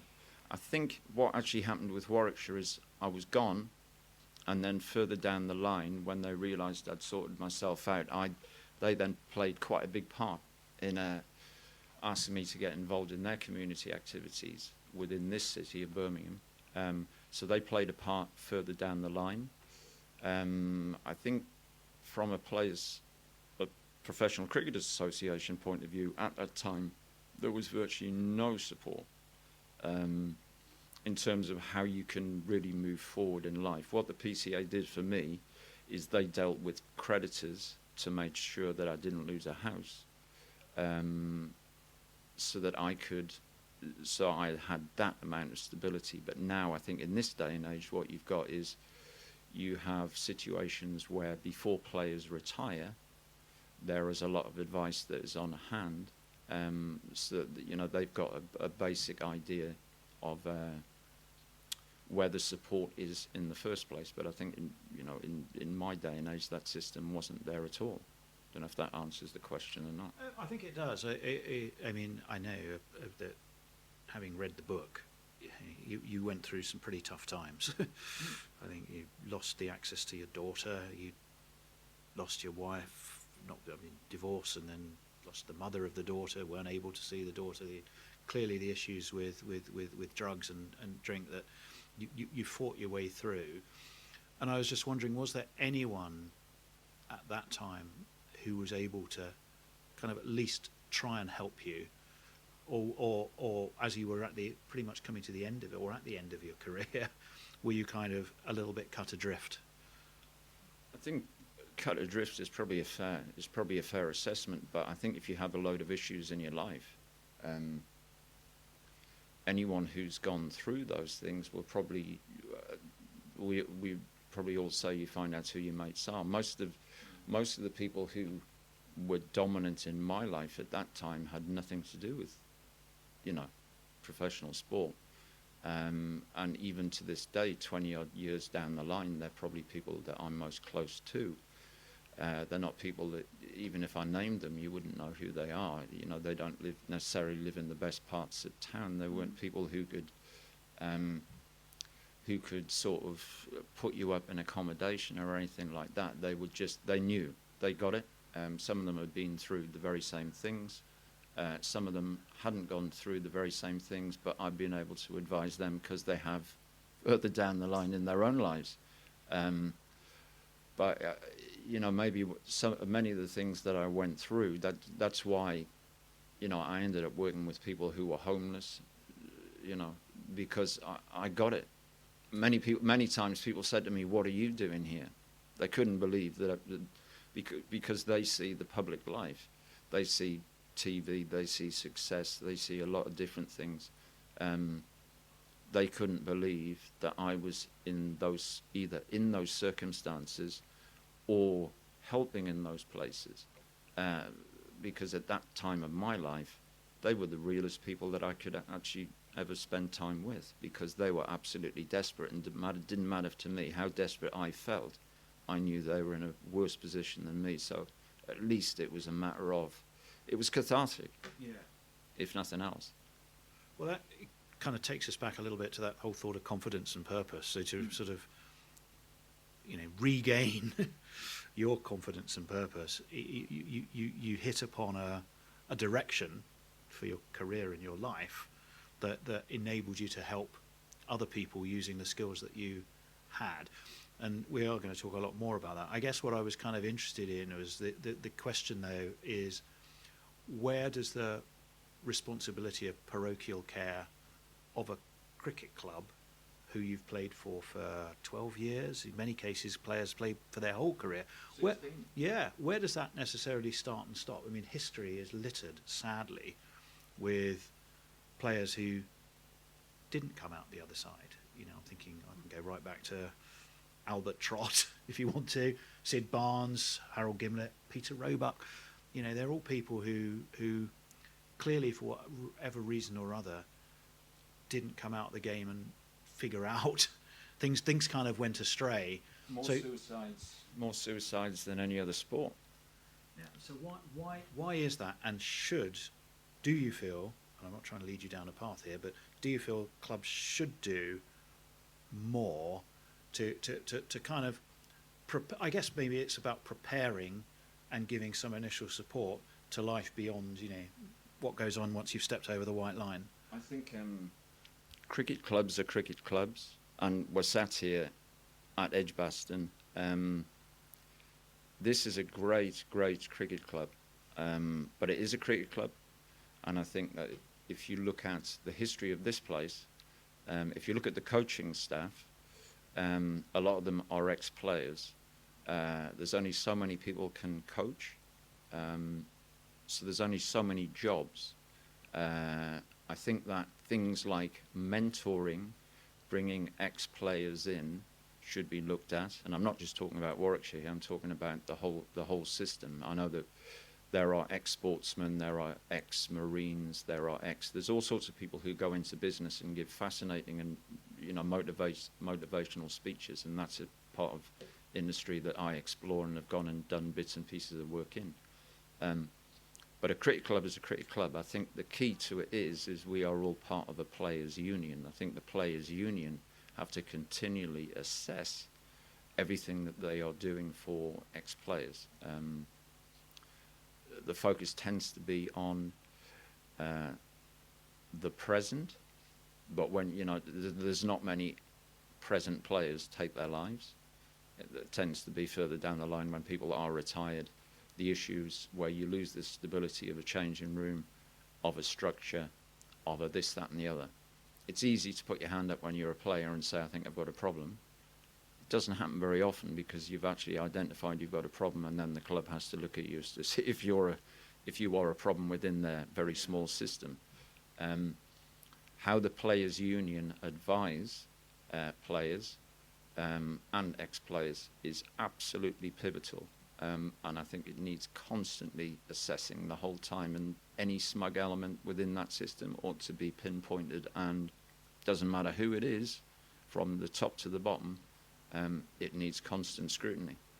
If we take and it was actually kind of interesting in a way that, when I'm looking at articles written about you and about the book, there was kind of a resurgence of interest in a way in 2013, and that was sadly, for the worst of reasons, because of the death of Tom Maynard. And then, there were people, including Mike Atherton, I think, who kind of explored the issues that you went through, and the fact that, nowadays, if we look at 2019, so we've moved on, 5-6 years, would the issues that someone like Tom Maynard was facing have been managed better than they even were in 2013? Did it take something like that to wake people up to the fact that you need to be more alert for these kind of issues to be dealt with? People are reactive. I mean, obviously with Tom Maynard, I know his father, Matt. He's a contemporary, and I can't imagine what the family have gone through. I mean, absolutely desperate. I'm not saying the warning signs are there, but what I do know is that, you see, I'm a great one. I would always listen to people whose experience has sort of stemmed from the battlefield. Anything that's learnt in the classroom is obviously important, because that maybe means that people are better at presenting in front of an audience. It doesn't necessarily mean that what they're presenting is absolutely spot on. I see holes in all sorts of presentations where people are talking to an audience. I'm not saying I'm the greatest person in front of an audience, but I back my stuff, and I've done enough of it, and I've judged myself solely on feedback. What happened with Tom Maynard was preventable, very preventable. I think people sometimes are frightened to ask questions. Think you've got a problem, mate? Because I think you've got a problem, mate. And if you've actually been there yourself, and the person knows you've been there yourself, it's easier for someone like myself, to go and sit in front of a player, or go and ask searching questions, because I've had to ask searching questions of people have asked searching questions of me, and I've had to ask searching questions of myself. I've also got 4 kids who sometimes ask searching questions, and I'm probably the best person to ask those questions of, because I don't really care what they're seeing. I've probably seen worse. So I think I'm a fair judge. In 2019, you're always going to have situations arising. We just had one with Alex Hales. Didn't lead to death. What it led to is a situation on the eve of a World Cup, first one at home for 40 years, and you got a major player who they can't play because of an issue, over a Class A drug. It's not the worst thing that could possibly happen, but in terms of the image of the game is always the thing that will prevail, and the player will always fall by the wayside. So I think a lot of these things are preventable. I think a lot of the way that things are gone about, as I say, everything's open to be looked at, and everything's open to look as to whether it could be put across in a better manner. Yeah, I go along with that. Incidentally, you talked about presentations. The single best bit of advice I ever got was that no audience ever wants to see you fail. That's always worth remembering. Unless you're an opponent of Well, it's different if you're in a competitive situation. Exactly. But if you're stood up in front of a group of people, they never want to see you fail. And what I would like to do, and we're certainly going to come on and talk about your time in LA and how you got there, but it would be remiss of us in this chat not to just hit on a few career highlights. And maybe just start quite early on. I mean, your dad, I think, played for Leicestershire. Your brother played here. Was cricket almost like a direction you always felt you were going to go in? I could take you back before Dad. I mean, my grandfather died on the field at the Grange, which is at the home of Scottish cricket, at the crease. The bowler ran into bowl. He was just about to bowl the ball, and my grandfather fell over straight towards point, stone cold dead. So cricket was always played in our family. My dad was a very good player. Then we had a war. He spent 10 years in the RAF, came out, played 2 years for Leicester, then got offered opportunity to go back up north, pro'd for Northumberland, pro'd in the leagues, pro'd with Rowan Cannoy, joint pro at Ashington, Steve Harmson's club.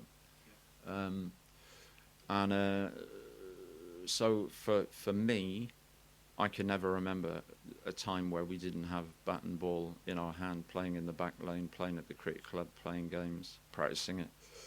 So there was David, Tony, and myself. My middle brother Tony was also on the staff here for 2 years, 3 years maybe. So cricket would be in our blood. I am, as I said in the intro, give you a couple of highlights and ask you maybe to pick out a couple that really meant something to you. Clearly, the 94 treble, you were man of the match in the Lord's Benson Hedges final. You did the double in 95. You were the youngest player to score 1,500 runs in a first-class season in 86. You were part of the world record of, was it 8 consecutive 50-run partnerships with Andy Moles. You played in 6 one-day finals. Yeah. And so to take the earlier theme we had around confidence and purpose, there must have been points in that career when it was really, really high and you would have felt invincible. What most comes to your mind when you look back on some of those highlights? Well,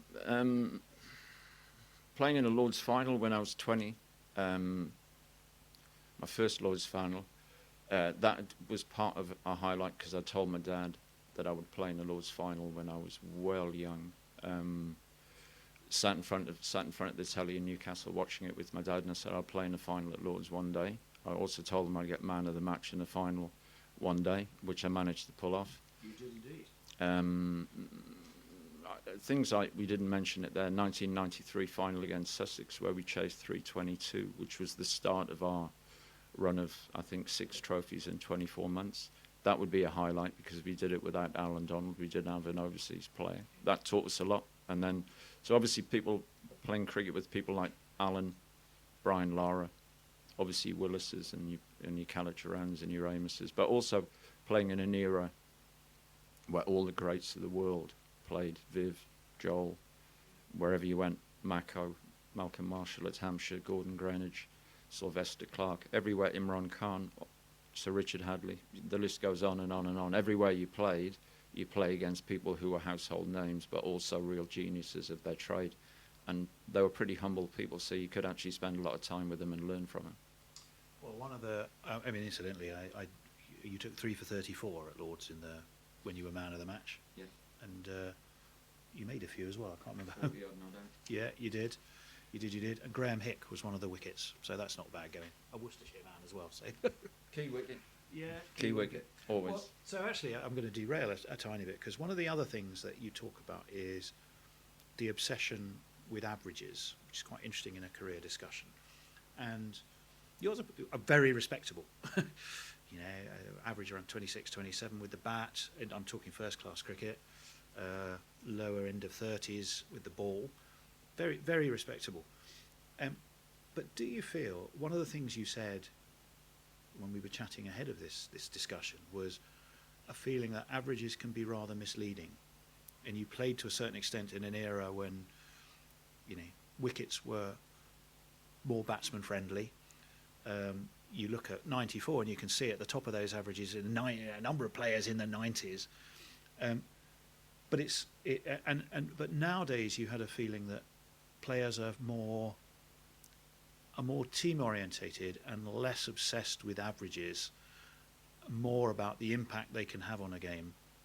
And what averages in bowling, batting don't ever tell you is what particular impact did you have at absolutely key moments in a game of cricket. Football, I think, now is much better as a sport at being able to highlight the impact of a player has more than just his individual stats. Sure. I mean, when I played, I would say that averages meant absolutely nothing. It doesn't mean a thing, in the sense that it's when you actually score your runs and when you actually take your wickets. So I would argue my corner the whole time throughout my whole career about that. Willis said to me, my job, and he said this to me when I was 16, your job is to bowl less balls to get wickets, and when you bat, your job is to put the cat amongst the pigeons. And he said that to me when I was 16, and at the time I almost like said, thank you, Lord, because that's exactly how I thought I should play. So throughout my whole career, I mean, I would say it was only the latter stages of my career where, if you use Shane Warne as an example, if you're an attacking bowler, you have a defensive field. what I used to get was get told to attack, and that was by nature. That's how I wanted to bowl. But I would get attacking fields. You don't want attacking fields because if you look at the bulk of my career, you see that most of my wickets were bowled LBW or caught behind. So I didn't need I didn't need 5 slips. I didn't need 2 gullies. I didn't need 3 short legs. I was either going to hit the stumps, hit the pads, or the keeper's going to catch it. Maybe catch it first slip. Obviously, you pick up wickets in different areas as well, but by and large, that was where the bulk of my wickets came. So for most of my career, I felt my captains didn't understand me and how to get the best out of me. So any success that you have, sometimes you're even fighting the system of which you're actually playing within.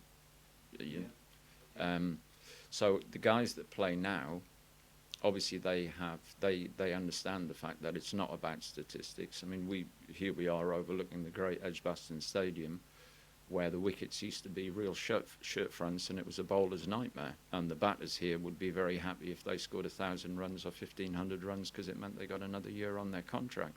Whereas the bowlers would moan like stink, and me as a young kid would say, how come, I used to say this to Willis, you're our captain, surely you have some say in this. You've got Gladstone Small, you've got me, and all 3 of us can get it through at good pace. Why do we play on wickets that offer us no assistance? And he would just say, look at the batters in the team. They go and speak to the groundsman, they go and speak to the committee man.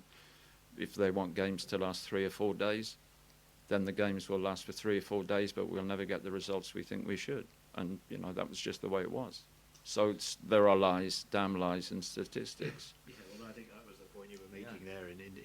I mean, if you look at now, it's almost the opposite issue. As you bookend the county season in sort of April and September, you don't give batsmen enough chance. It's that old thing of you go too far in one direction and then you go too far to sort of correct that. You've mentioned a couple of names, and we talked a bit about Bob Willis. It would be remiss, given that your career overlapped with his. And it's interesting. One of the things you said there was about him just telling you to bowl it fast. Takes it like keeping it really simple. Kind of reminds me in a way of Mike Brearley's advice of Bob, just bowl fast, don't worry about the no balls. It was like that clarity of instruction gave you something to play to your strengths. Was that something that one of the things that Bob Willis was particularly good at in the role he played in your career? Yeah, he would. Despite the fact that we travelled a lot in in car journeys to away grounds, and you'd spend a lot of time. We were lucky. We were the last generation that could probably go out and enjoy ourselves. So we could spend quite a lot of time in bars talking. Some of the greatest lessons you learn in life as a sportsman could be in a bar situation. Maybe because of the fact that you may be drinking beer and you may be relaxed and you may be sort of forget the disappointments that may have happened slightly earlier in the day on the field. But Willis was pivotal in our career. If you speak to Gladstone Small, you speak to any of the guys who were young at that time, he was the nearest that we had as a mentor. He was always very good, even right up until recently. Many of us would sort of bump into him, keep in touch. Obviously we didn't work together, so we didn't spend as much time with him as, say, the guys that worked at Sky. We lived in different cities, but I interviewed Bob 3 times in the last probably 3 or 4 years. He was just very good at keeping it really, really basic, and he didn't feel the need to write a page if he could. The synopsis could be done in a sentence. Yeah, clarity of instruction is a thing that I think many coaches have. The mere fact that sort of nearly 40 years after the time where he became prominent in my life, I remember many of the sentences that he said to me. If he'd mumbled on in the way that certain people do, where the message the penny doesn't really drop. Willis should have been a poet. Well, hence his love of Bob Dylan. It's the old tennis ball analogy, isn't it? If I chuck 10 at you, how many do you catch? If I chuck 1 at you, how many do you catch? Correct. Well, unless you're who was it who dropped that awful catch in New Zealand? That was Joe Denley, wasn't it? Yeah. Oh, that was a shocker. Anyway, so we won't dwell on that. Again, just a couple of names that come out of your career. I mean, you couldn't look at 1994 without mention of a certain BC Lara, who attracted a huge amount of media interest, obviously 501 as it would. But you're quite defensive of him in the book in a positive way. You felt, I think, that he he got a lot of criticism just for being the personality that he was, but was actually far more of a team player than the outside world gave him credit for. Would that be a fair assessment? I think when he came to us, he was 24. He was a world record holder, having beaten Cigarfield Sober's record weeks before, or days before, really. Within 5 weeks, he was a double world record holder. In a day and age where there was no protection. He was only 24. He's a guy from Trinidad who had been to England before. We'd met him before. We spent time with him before socially as well as here. Big mates with Dwight York, who was playing at Aston Villa at the time. I would say he was the epitome of a team player. You know, when people criticise him, I'd say, Christ, look at the way he plays. When he walked off, having finished his career in international cricket, what he actually shouted to the crowd was, "Did I entertain you?" And it's a very pivotal sentence. It's like gladiatorial. Are you not entertained? But that's what he said, word for word, "Did I entertain you?" He sees cricket as a form of entertainment, and before he came to us, many times I used to stand in the middle of this ground here or other cricket grounds questioning whether the opponents actually thought that they were involved in entertainment or whether this was just a personal, case of they were coming out to bat and they would bat in whatever way they could, and they were after scoring runs, and if they scored runs to the detriment of their team and bored the hell out of people who had paid money to watch, it seemed irrespective in their eyes. Whereas Brian always wanted to entertain, he always wanted to take the game forward. When people criticise him and call him selfish and this, that and the other, I would say he's the epitome of being a team player, and I said it then and I'd say it every day since. And the funny thing about it is I get asked about Brian Lara probably every day of my life. And he'd always say the same things, and he got a bad rap when he was here. He wasn't protected. Jonathan Barnett was his agent. Jonathan Barnett's job is to make Brian as much money as he possibly can and himself as much money as possibly could. But there was never a constant shield around him. If Brian Lara was the superstar today on the field that he was then, he would have a posse of people around him protecting him. But you never had that. Yep. Well, inevitably that 501 will come up. By the way, for the record, I think you got 1 for 51 in that game. It was John Morris, the famous co-pilot of the Gower biplane. He had made 200 odd by the time you got him, but you did. So, I mean, the other person that I wanted just to quickly touch on, because he's a friend of guerrilla cricket and we've had on the show a couple of times, is Gladstone Small. Well, you shared a house with Gladstone, didn't you? So there must be a little story or two you can tell us about Gladstone. I could tell you many stories about Gladstone Small. We lived together for 3 years in Birmingham, and we probably spent 6 or 7 months living together in Melbourne. I think it was I'm not sure it was a house that Gladstone and I shared. Maybe it was the summer before our 3 years living together. I remember Gladstone, maybe it was a place we had. We had an old style kettle which you put on a flame, not an electric one. And we were having this battle as to, this is typical of young sportsmen, maybe young men as well, but we were all refusing to wash the pots and pans and the dishes up, so it was just getting higher and higher and higher in the kitchen. We even started to put them in the bath. And I remember Gladstone coming home as a single guy, as we all were at that time, and he brought a girl back for a cup of coffee from the pub across the road, and I was sat in the corner of the kitchen, and I watched Gladstone take the kettle, take the top off, go over to the tap, fill it full of water, put the top back on, put it on the flame, and I knew that I'd just cooked a tin of baked beans in that kettle, but Gladstone obviously didn't. So as he was sweet talking this young woman in the kitchen, I declined. I said, "Listen, I'm out of here. Have a pleasant evening, you two," and went up to my room and planned the rest of my evening. And then as I was about to go out, and Gladstone about 2 minutes later shouted my name up, and he didn't have to explain. He'd obviously sort of put the coffee in the cups and then gone to pour the water in and had a load of baked beans floating on top of these. And that was the last of the milk as well, so I'd completely stuffed his evening up. But no, there's many funny. We laughed and joked, and we worked hard and we played hard, as a couple of young guys, and obviously there's many experiences on and off the field that some of which are shared, some aren't. So, I mean, let's sort of to get us onto some of the discussion about Los Angeles and some of that activity. I just wanted to sort of, as you came to the end of your career, clearly, as we think about that whole thought about confidence and purpose, that is central to the way you think about life, the way you think about coaching and mentoring, and the way you played. You had it collectively and you had it individually for much of your career, and clearly through that sort of 94 season you had it in spades. I think you played your last game at Lord's in '96. Yep. Yeah. By the way, you caught Tufnell Bull Fraser. And There you go. Philip What a way to go. and Philip Tufnell would tell you to this day, if he'd had that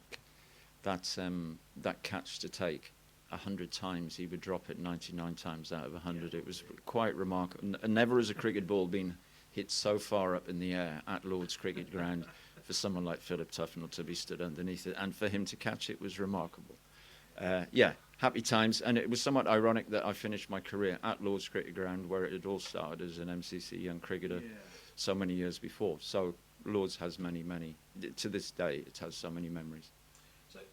So there's sort of the more serious question I was coming on to was, as we got to 96, at what point, was there a single defining point where you thought to yourself, I just don't want to do this anymore?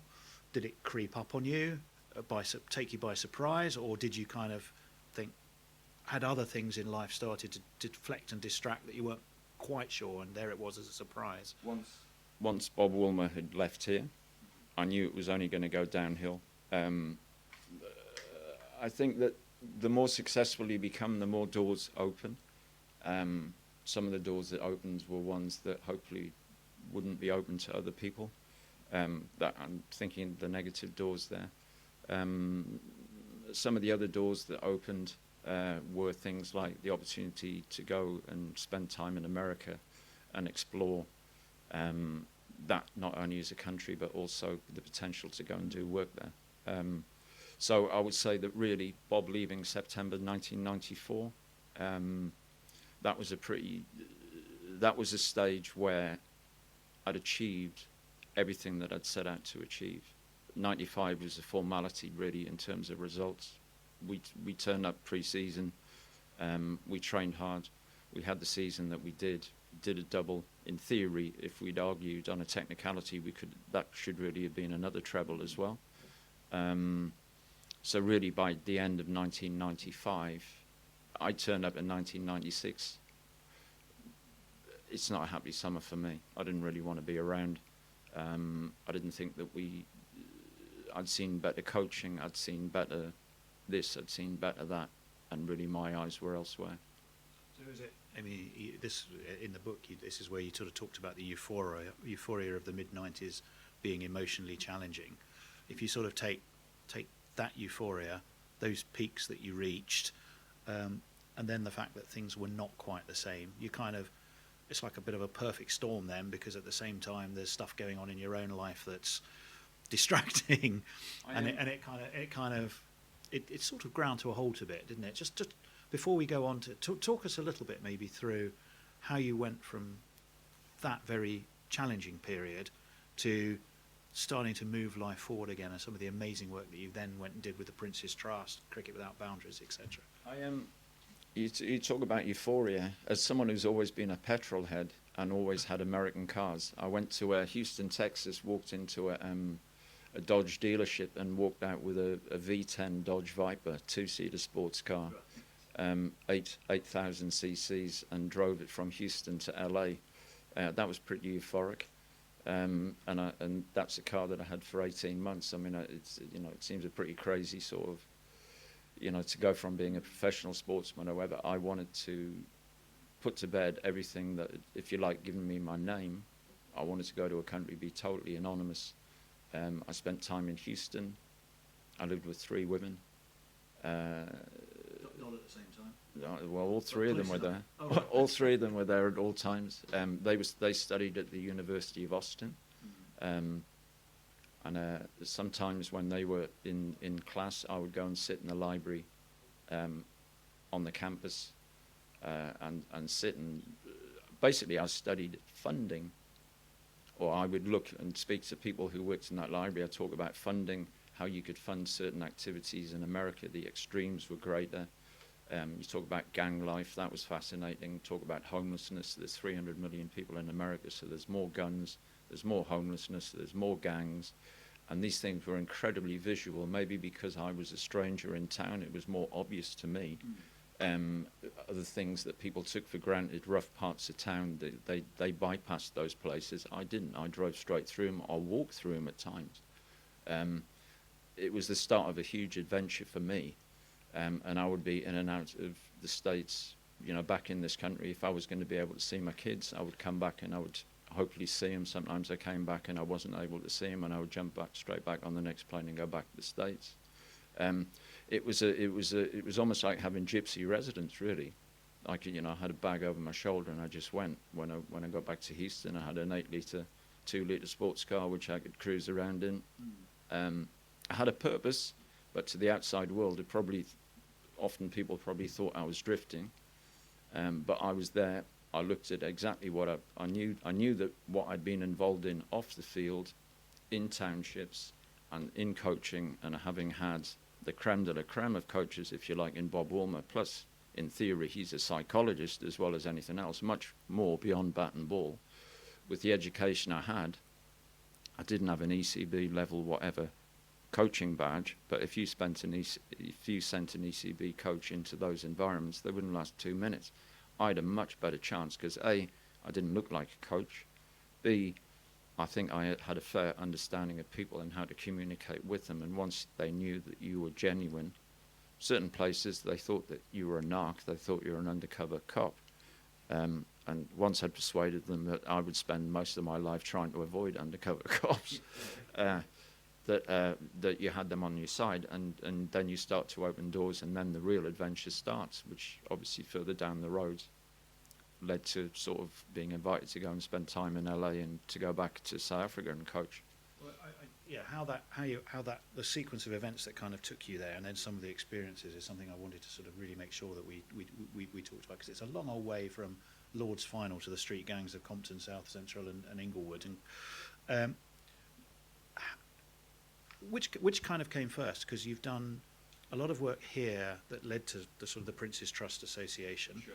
Then I think you talked about was it Ted Hayes? Have I got the name right? Ted Hayes. And you ended up, I say, with you know the Crips and the Bloods, and you're right there at the front line of the worst of LA gangland. Teaching them cricket and using cricket as a force to turn around lives. That's a chasm that you've leapt. Just tell us how you got there.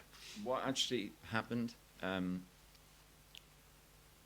I sat with a guy called Tim Watts, who was the chairman of Pertemps Group. So Pertemps are a recruitment company, and I'd known Tim since probably when I very first came here, 16, 17. He had a hospitality suite here, and we would come in and drink beer with him at the end of play. And right at the very end of my career, I remember sitting with him in his office in Meriden, and he said, "What are you going to do?" I said, "I don't want to be a coach, I don't want to be a teacher, but I think there's a role in between." And he said, "Go away, get some experience, come back to me and talk to me, see if there's a way that we can sort of merge and see what we can do." And pretty much immediately after that, I went and spent some time in America. As I said, I spent time in a university library and came up with the name of Cricket Without Boundaries. And the idea was to try and take a sport into places where they didn't know what it was, but link sport to education to lead to employment. So it would, in a way, it would fit. This was in America. This was So in the LA. so the idea came to me, and in a way, unofficially, I worked with a small group of people, and then I didn't have a recruitment company at the end of it waiting to try and get these people back into work, but it was the art of positive thinking. If I could do something unofficially and people would turn up, the more they turned up, it would improve them as people because they would get used to turning up because there was an activity taking place. Most people do that because it's a place of work. This was just an activity which would maybe do something for an hour a day. If they turned up regularly, they would have fun. They may bring more people. There would be positives that would come from it. I came back to the UK to see my kids, sat with Tim in his office in Meriden, and I said, this is what I would like to do. We then formed two companies. One was called Coach Right, which was to try and target kids in schools that had difficulties, and link sport to academic accreditation, so that would be key skills accreditation. So as long as we could prove that learning was taking place through sport, those kids would get key skills accreditation. So this was after the initial LA experience? No, what I was talking about was actually took place in Houston. Oh, right. So we formed a company called Coach Right. We also formed a company called Cricket Without Boundaries, where we work with the long-term unemployed. So the unemployed had to be unemployed for over 4.5 years because that was the only funding available to us. I spoke to Dennis Amos here, who was the chief executive, and put forward the proposition that we use the indoor school and they become part of that partnership, which they did. And we ran schemes where we would put anything from between 12 and 15 people who'd been unemployed for 4.5 years through. It could be a 12-week program, it could be a 6-week program. What it meant was that in the indoor school here, which had just been built, which was hardly being used by the community, all of a sudden half of the sports hall and the classroom was being used for 40 weeks of the year, minimum. So we ran that. It was hugely successful, as was the Coach Right scheme. At one stage, anything up, I think, between 4,000 and 4,500 kids a week were getting coaching. And it was linked to academic accreditation, so it moved them forward in lots of different ways. What it also did is it put a coach, it added an additional teacher to each school at a time where teachers were being pulled out of school because of lack of funding. So those two companies were set up, they ran, I mentored all the coaches because an ECB qualified coach wouldn't be the best person to deliver those programs. It was solely about the art of communication, and you had to be covered in other areas, things like insurance and stuff like that. So we weren't necessarily looking for cricket coaches, we were looking for people with excellent communication skills who got their audience, who knew the problems that they were going through. So I set all that up, ran it for some time, went to the States. After that, those companies ran for 10 years. I was back in Houston, and a woman called Katie Haber, who's a movie director, she contacted me from LA. She were involved with Sam Peckinpah in some capacity, wasn't she? Sam Peckinpah's long-term partner, but Sam had passed away some time before I appeared on the scene. But, so you had a woman, an English Rose, who lived in West Hollywood, who asked me what I was up to. We had this long discussion. She told me about this cricket team she was trying to progress. They were based in Compton. She had formed this team with a political activist for the homeless called Ted Hayes. It's the Homies and the Pops. So initially the team was called Homies and Pops, yeah.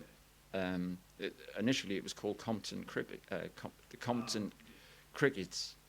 So anyway, they had this team.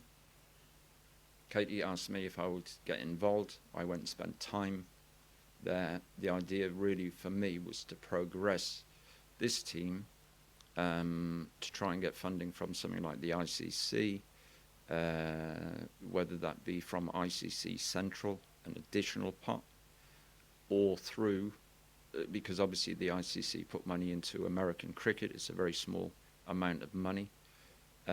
Really for a country the size of the United States of America. So it would then be centralized, which would be California, which would be even smaller sum of money.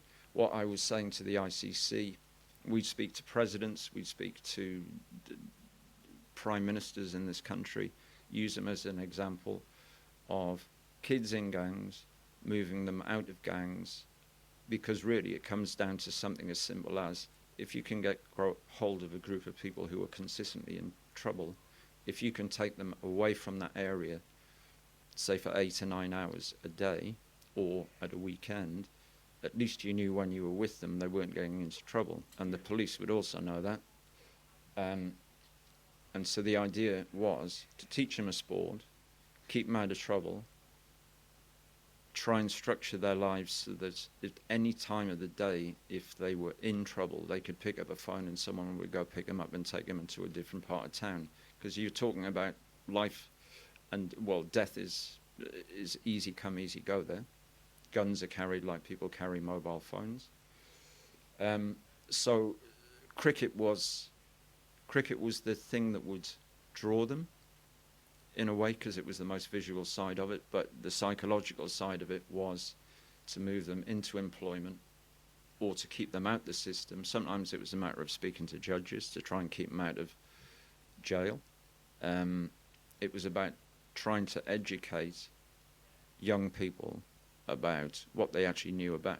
They were very good. They knew what gangs were. They knew what the thing is. It's very difficult if you're sat in front of a kid who earns $1,500 a day selling drugs and say, "Don't do that, son. Do this. Go to college. Do this," where they earn not 1 cent. Something normally had to happen in order for those kids to turn their lives, and often it would be the loss of a brother, a sister, something that would happen right in front of them. Sometimes it would be a case where a copper would take him around the corner and do what a copper shouldn't do, which is pin him up against the wall and say, "Listen, mate, unless you change your life, you'll never see daylight ever again." So, the cops play a big part in that. I think little things that people don't understand is if you go and work in those environments and you say, right, we can get our hands on money, and I knew how to get our hands on money because I understood the funding streams. But the biggest problem was no one would ever tell you where they lived. So you didn't have zip codes, you didn't have postcodes, you couldn't sit down and say, right, Fred Smith lives in Compton and this is his zip code. You couldn't do things like that because no one would ever give their addresses out because it wasn't in your best interest. So what you have to do is you have to speak to police forces and say things like, when we put on activities, less kids get shot, can we talk? And they would know that would be the case anyway, so you get letters of references from police forces, you get letters of reference from community leaders, you get letters of reference, and you just have to build a profile that indicates that good work is taking place. So, I mean, again, the way you portray it in the book is fascinating. Linking that, some of those challenges back to cricket, I'm just trying to imagine in my mind's eye. You talk about players that you've coached, being shot literally the day when you've just finished coaching them. You talk about execution junction, the frequency of funerals, and I mean, harrowing stories. I'm just trying to picture how you take kids in that environment, or young people, and suddenly, or probably not suddenly, they are playing cricket. And although cricket is the means to an end, it's not the end.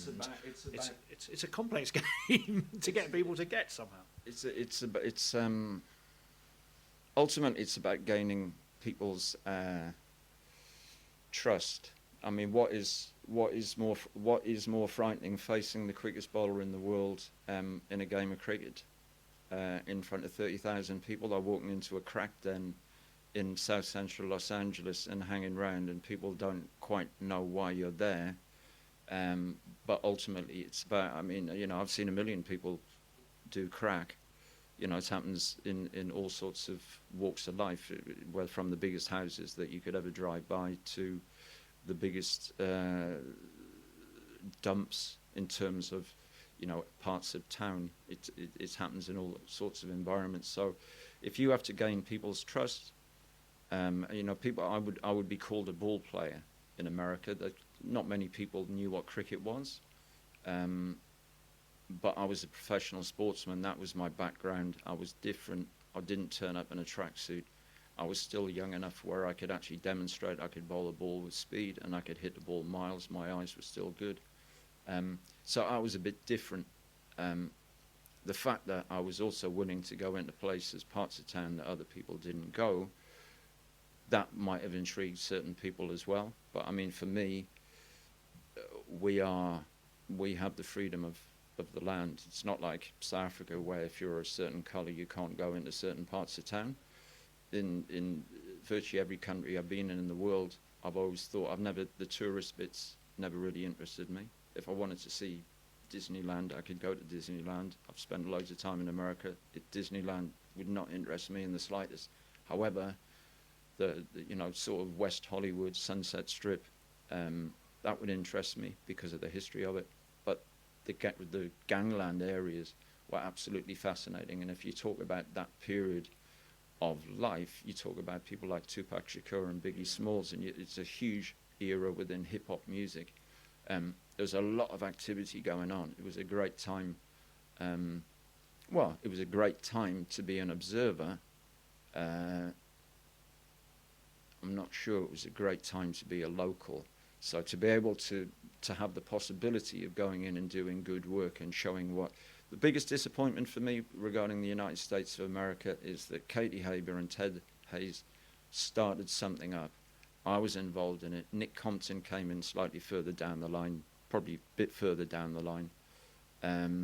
But despite the fact that I wrote to David Cameron here in this country and said, you've got a huge problem with gangs in this country. If anything, all my travels far and wide, if ever there's a group of individuals who should come, spend time in this country, go in front of young people up and down this country and talk about what gang life really is like, because in this country, it's Toy Town in comparison to what I saw in the United States of America or I've seen in South Africa. Yes, a lot of people get knifed here, a lot of people get shot here. Of course, there are problems with gangs, but the numbers and what's at stake in the States was so much higher.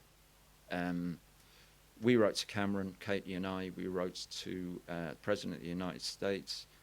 Arnold Schwarzenegger and his department were very good. They found ways of supporting it in different ways. Sometimes it would be a case of finding money to bury kids there was no money to bury them.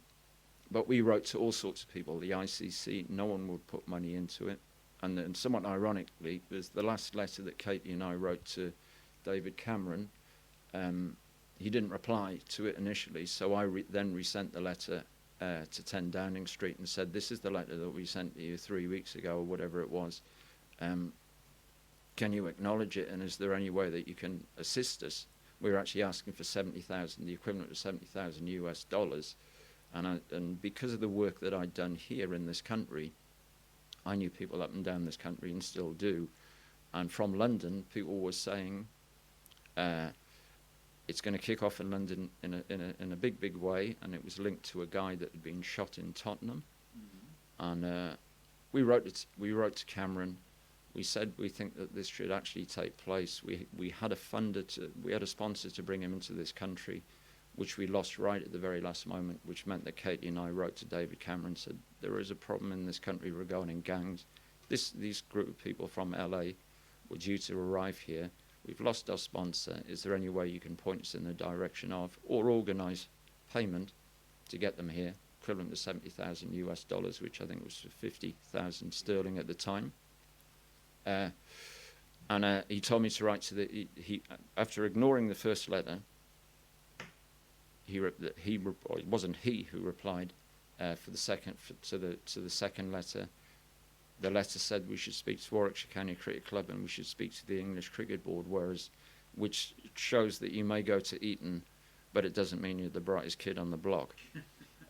What it actually meant was they completely misunderstood the angle that we were actually coming from, and within days you had the riots up and down this country, both in London, Manchester, Liverpool, certainly Birmingham here.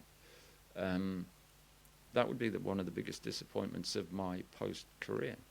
And yet you describe your time in LA. You describe your time in LA as you said, of all the activities I've been attached to, I believe this was the one which could have opened up cricket to a massive non-playing audience. Right. Sounds to me like the government here was seeing it as a cricket proposition.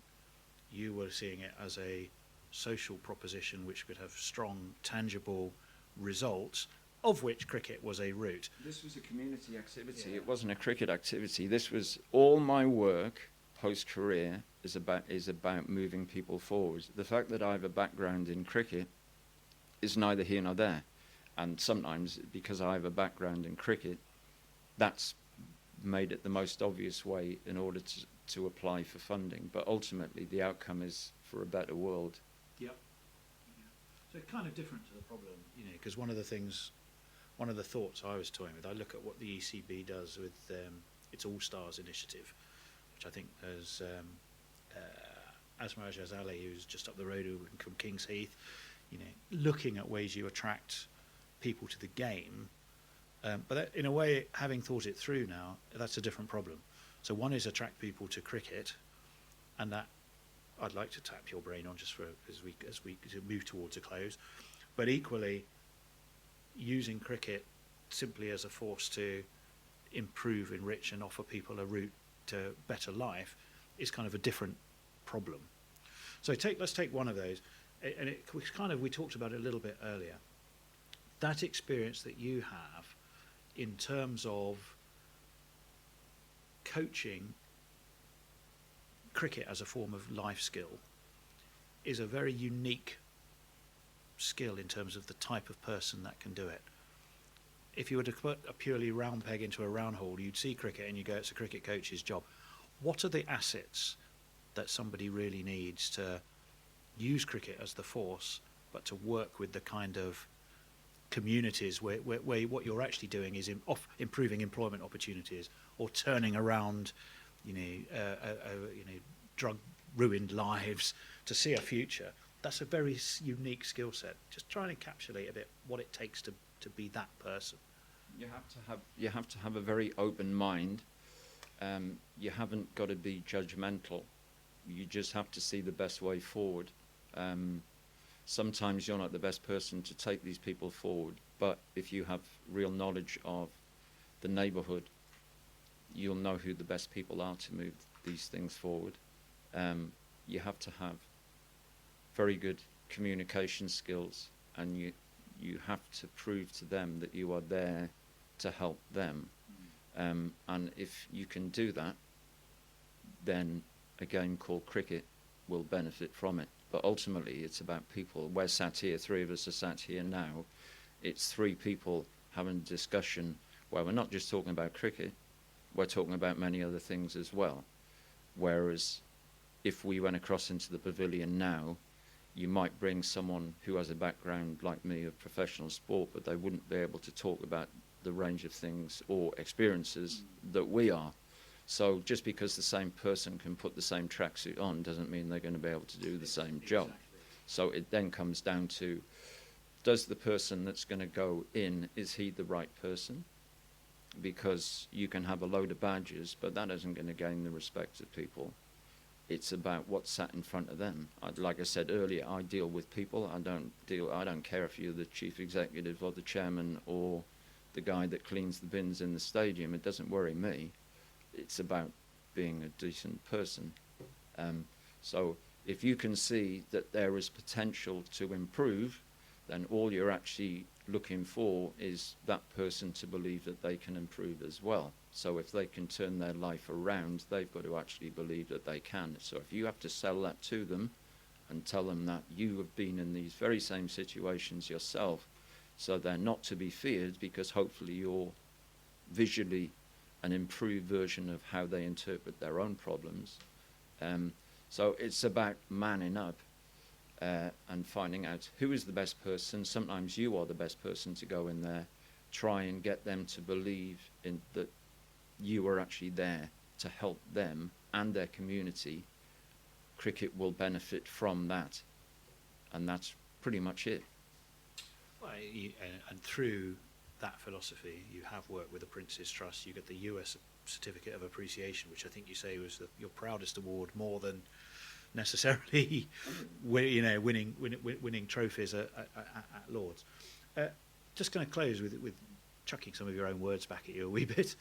A happy ending, you say, is just a story with a missing chapter. Right. Life is a work in progress with opportunities that you intend to grab. So as we look forward, Paul, what are some of the opportunities you're looking to grab as we move from today to the next chapter of where you're taking the Paul Smith life?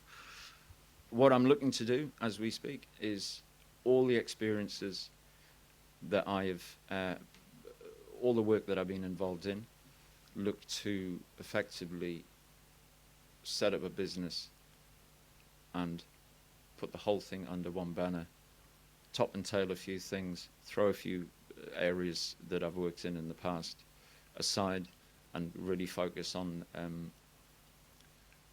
things from a business perspective, and start writing one book, maybe 2 books, and then work out how you would actually go about distributing that, whether that's audio books, whether it's self-publishing, whether it's go to a distributor, whether it's whatever. So life is pretty exciting, to be fair.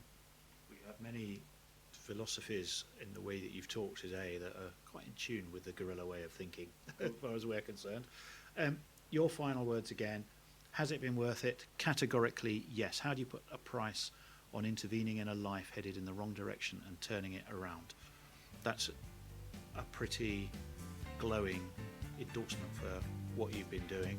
I hope you continue to find ways to do it. Thank you for your hospitality and for your time, Paul Smith. It's been a pleasure. It's very kind. From Gloucestershire to Leicestershire, up into the stratosphere. Grab yourself a can of beer.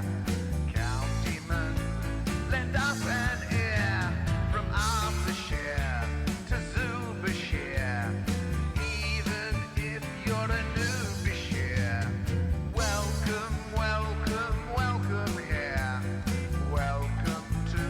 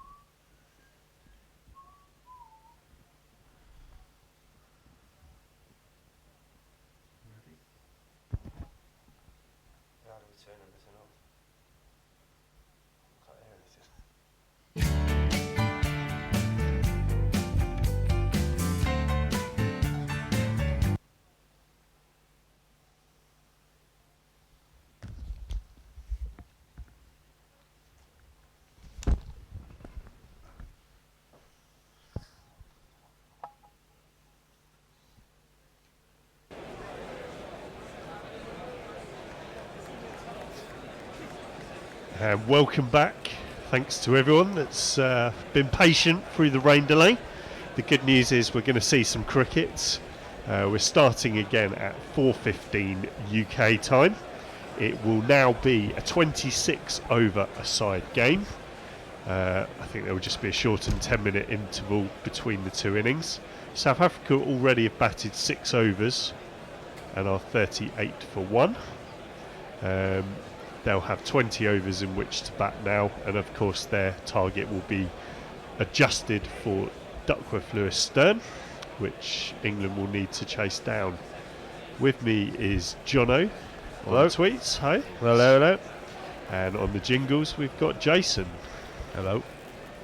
So yeah, we'll get some jingles ready, but we're ready to resume. Thanks very much for staying patient and waiting for some cricket. Exciting to be here for this second ODI between South Africa and England on Guerrilla Cricket, live from Durban. We're in Sydenham, but the cricket's in Durban. Pleased to say we're going to be underway shortly. The one man to fall earlier was de Kock. He was bowled by Joe Root for 11, and South Africa are about to resume 38 for 1. This guy's going to start out facing. You wear a shirt, the yellow and green. And it's Chris Wokes is going to bowl to that man Hendricks, and he plays it all the way out to deep extra cover, and he takes a single.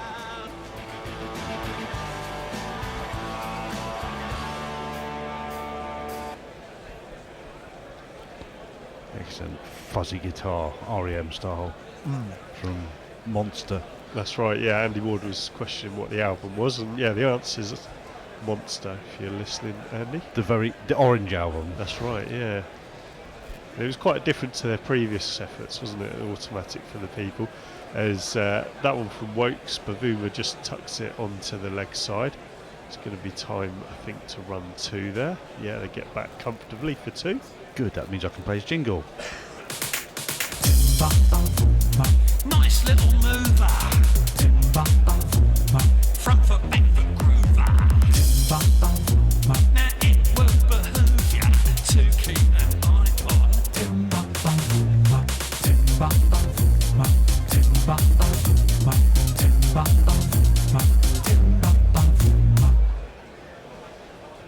Yeah, nice stuff, and it's Chris Wokes in, and that one's quite close to the edge, but Butler doesn't take that cleanly and spills that, so they run through for a bye. That was Johnny B making an absolute hash of that. Oh, I'm not sure. I'm not sure if it sort of died on him out the pitch and it didn't quite carry, but well, it looked like it possibly wobbled a bit. Perhaps that was what he was not quite watching the ball. Perhaps. Yeah, what was I saying, Butler? If full, he's not even playing. Who's joined us, Jono? Anybody yet? Jeff Perkins saying quick espresso shots for all gorillas. We've spent a few hours talking absolute garbage to each other in the green room, but yeah, good to be back on. Yeah, we're mainly watching the Sky Masterclasses that they kindly put on for us during the break. And only us. Yeah. So anyway, the end of 7 overs is South Africa 42 for 1. It's a new over, and Bavuma just chops down to 1 on the offside, and there is no run. Let's hear the bowler's jingle. And it's a new bowler. The most effectual top cat, who's intellectual, close friends get to call him TC. Yeah, so in the shortened format, we've got 26 overs, so we've got 4 bowlers can bowl 5, and 1 bowler will be allowed to bowl 6 overs. That's another one that's close to the outside edge of Bavuma, and Bairstow takes it cleanly this time. I think Bairstow needs to step up a pace. That one seemed to die on him as well. It did, yeah. Bit of moisture in the air as well. Not conducive to quick pitches. Yeah. Was that a slightly slower one from Curran as well? Or was that? He's got a big box of tricks that he could play in, certainly in 2020, so it wouldn't surprise me. Yeah, so anyway, Curran again, right arm over.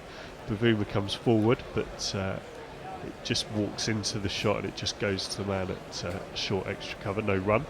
Does almost look like he's slightly just running his fingers down the side of the ball, maybe just trying to bowl little leg cutters to see if he can extract anything out of the wicket. See if it'll grip and stop a bit. He's also got the back of the hand over the top. They were saying turn back slower ball. They don't really tend to use that a lot anymore for some reason. I think they find it easier to pick now. I think people have spent so long playing and training against it. Yeah, he's about the only one that I can remember now who uses it. And it's a fuller delivery, but Bavuma's got hold of that and lifted that onto the grass bank over mid-wicket, and that is one of these. Let's talk about 6. Let's talk about 6. Let's talk about 6. Let's talk about 6. Yeah, that one just sat up to be hit by Bavuma, and he was able to flay it away on the leg side. And 10 yards back, and it's caught by a dad in the stands. And all the kids think he's a hero. There's a wild swing that time by Bavuma. And play and a miss. Goes through to Bairstow. Does give a lie, that last 6, to the idea that you need to be a big one to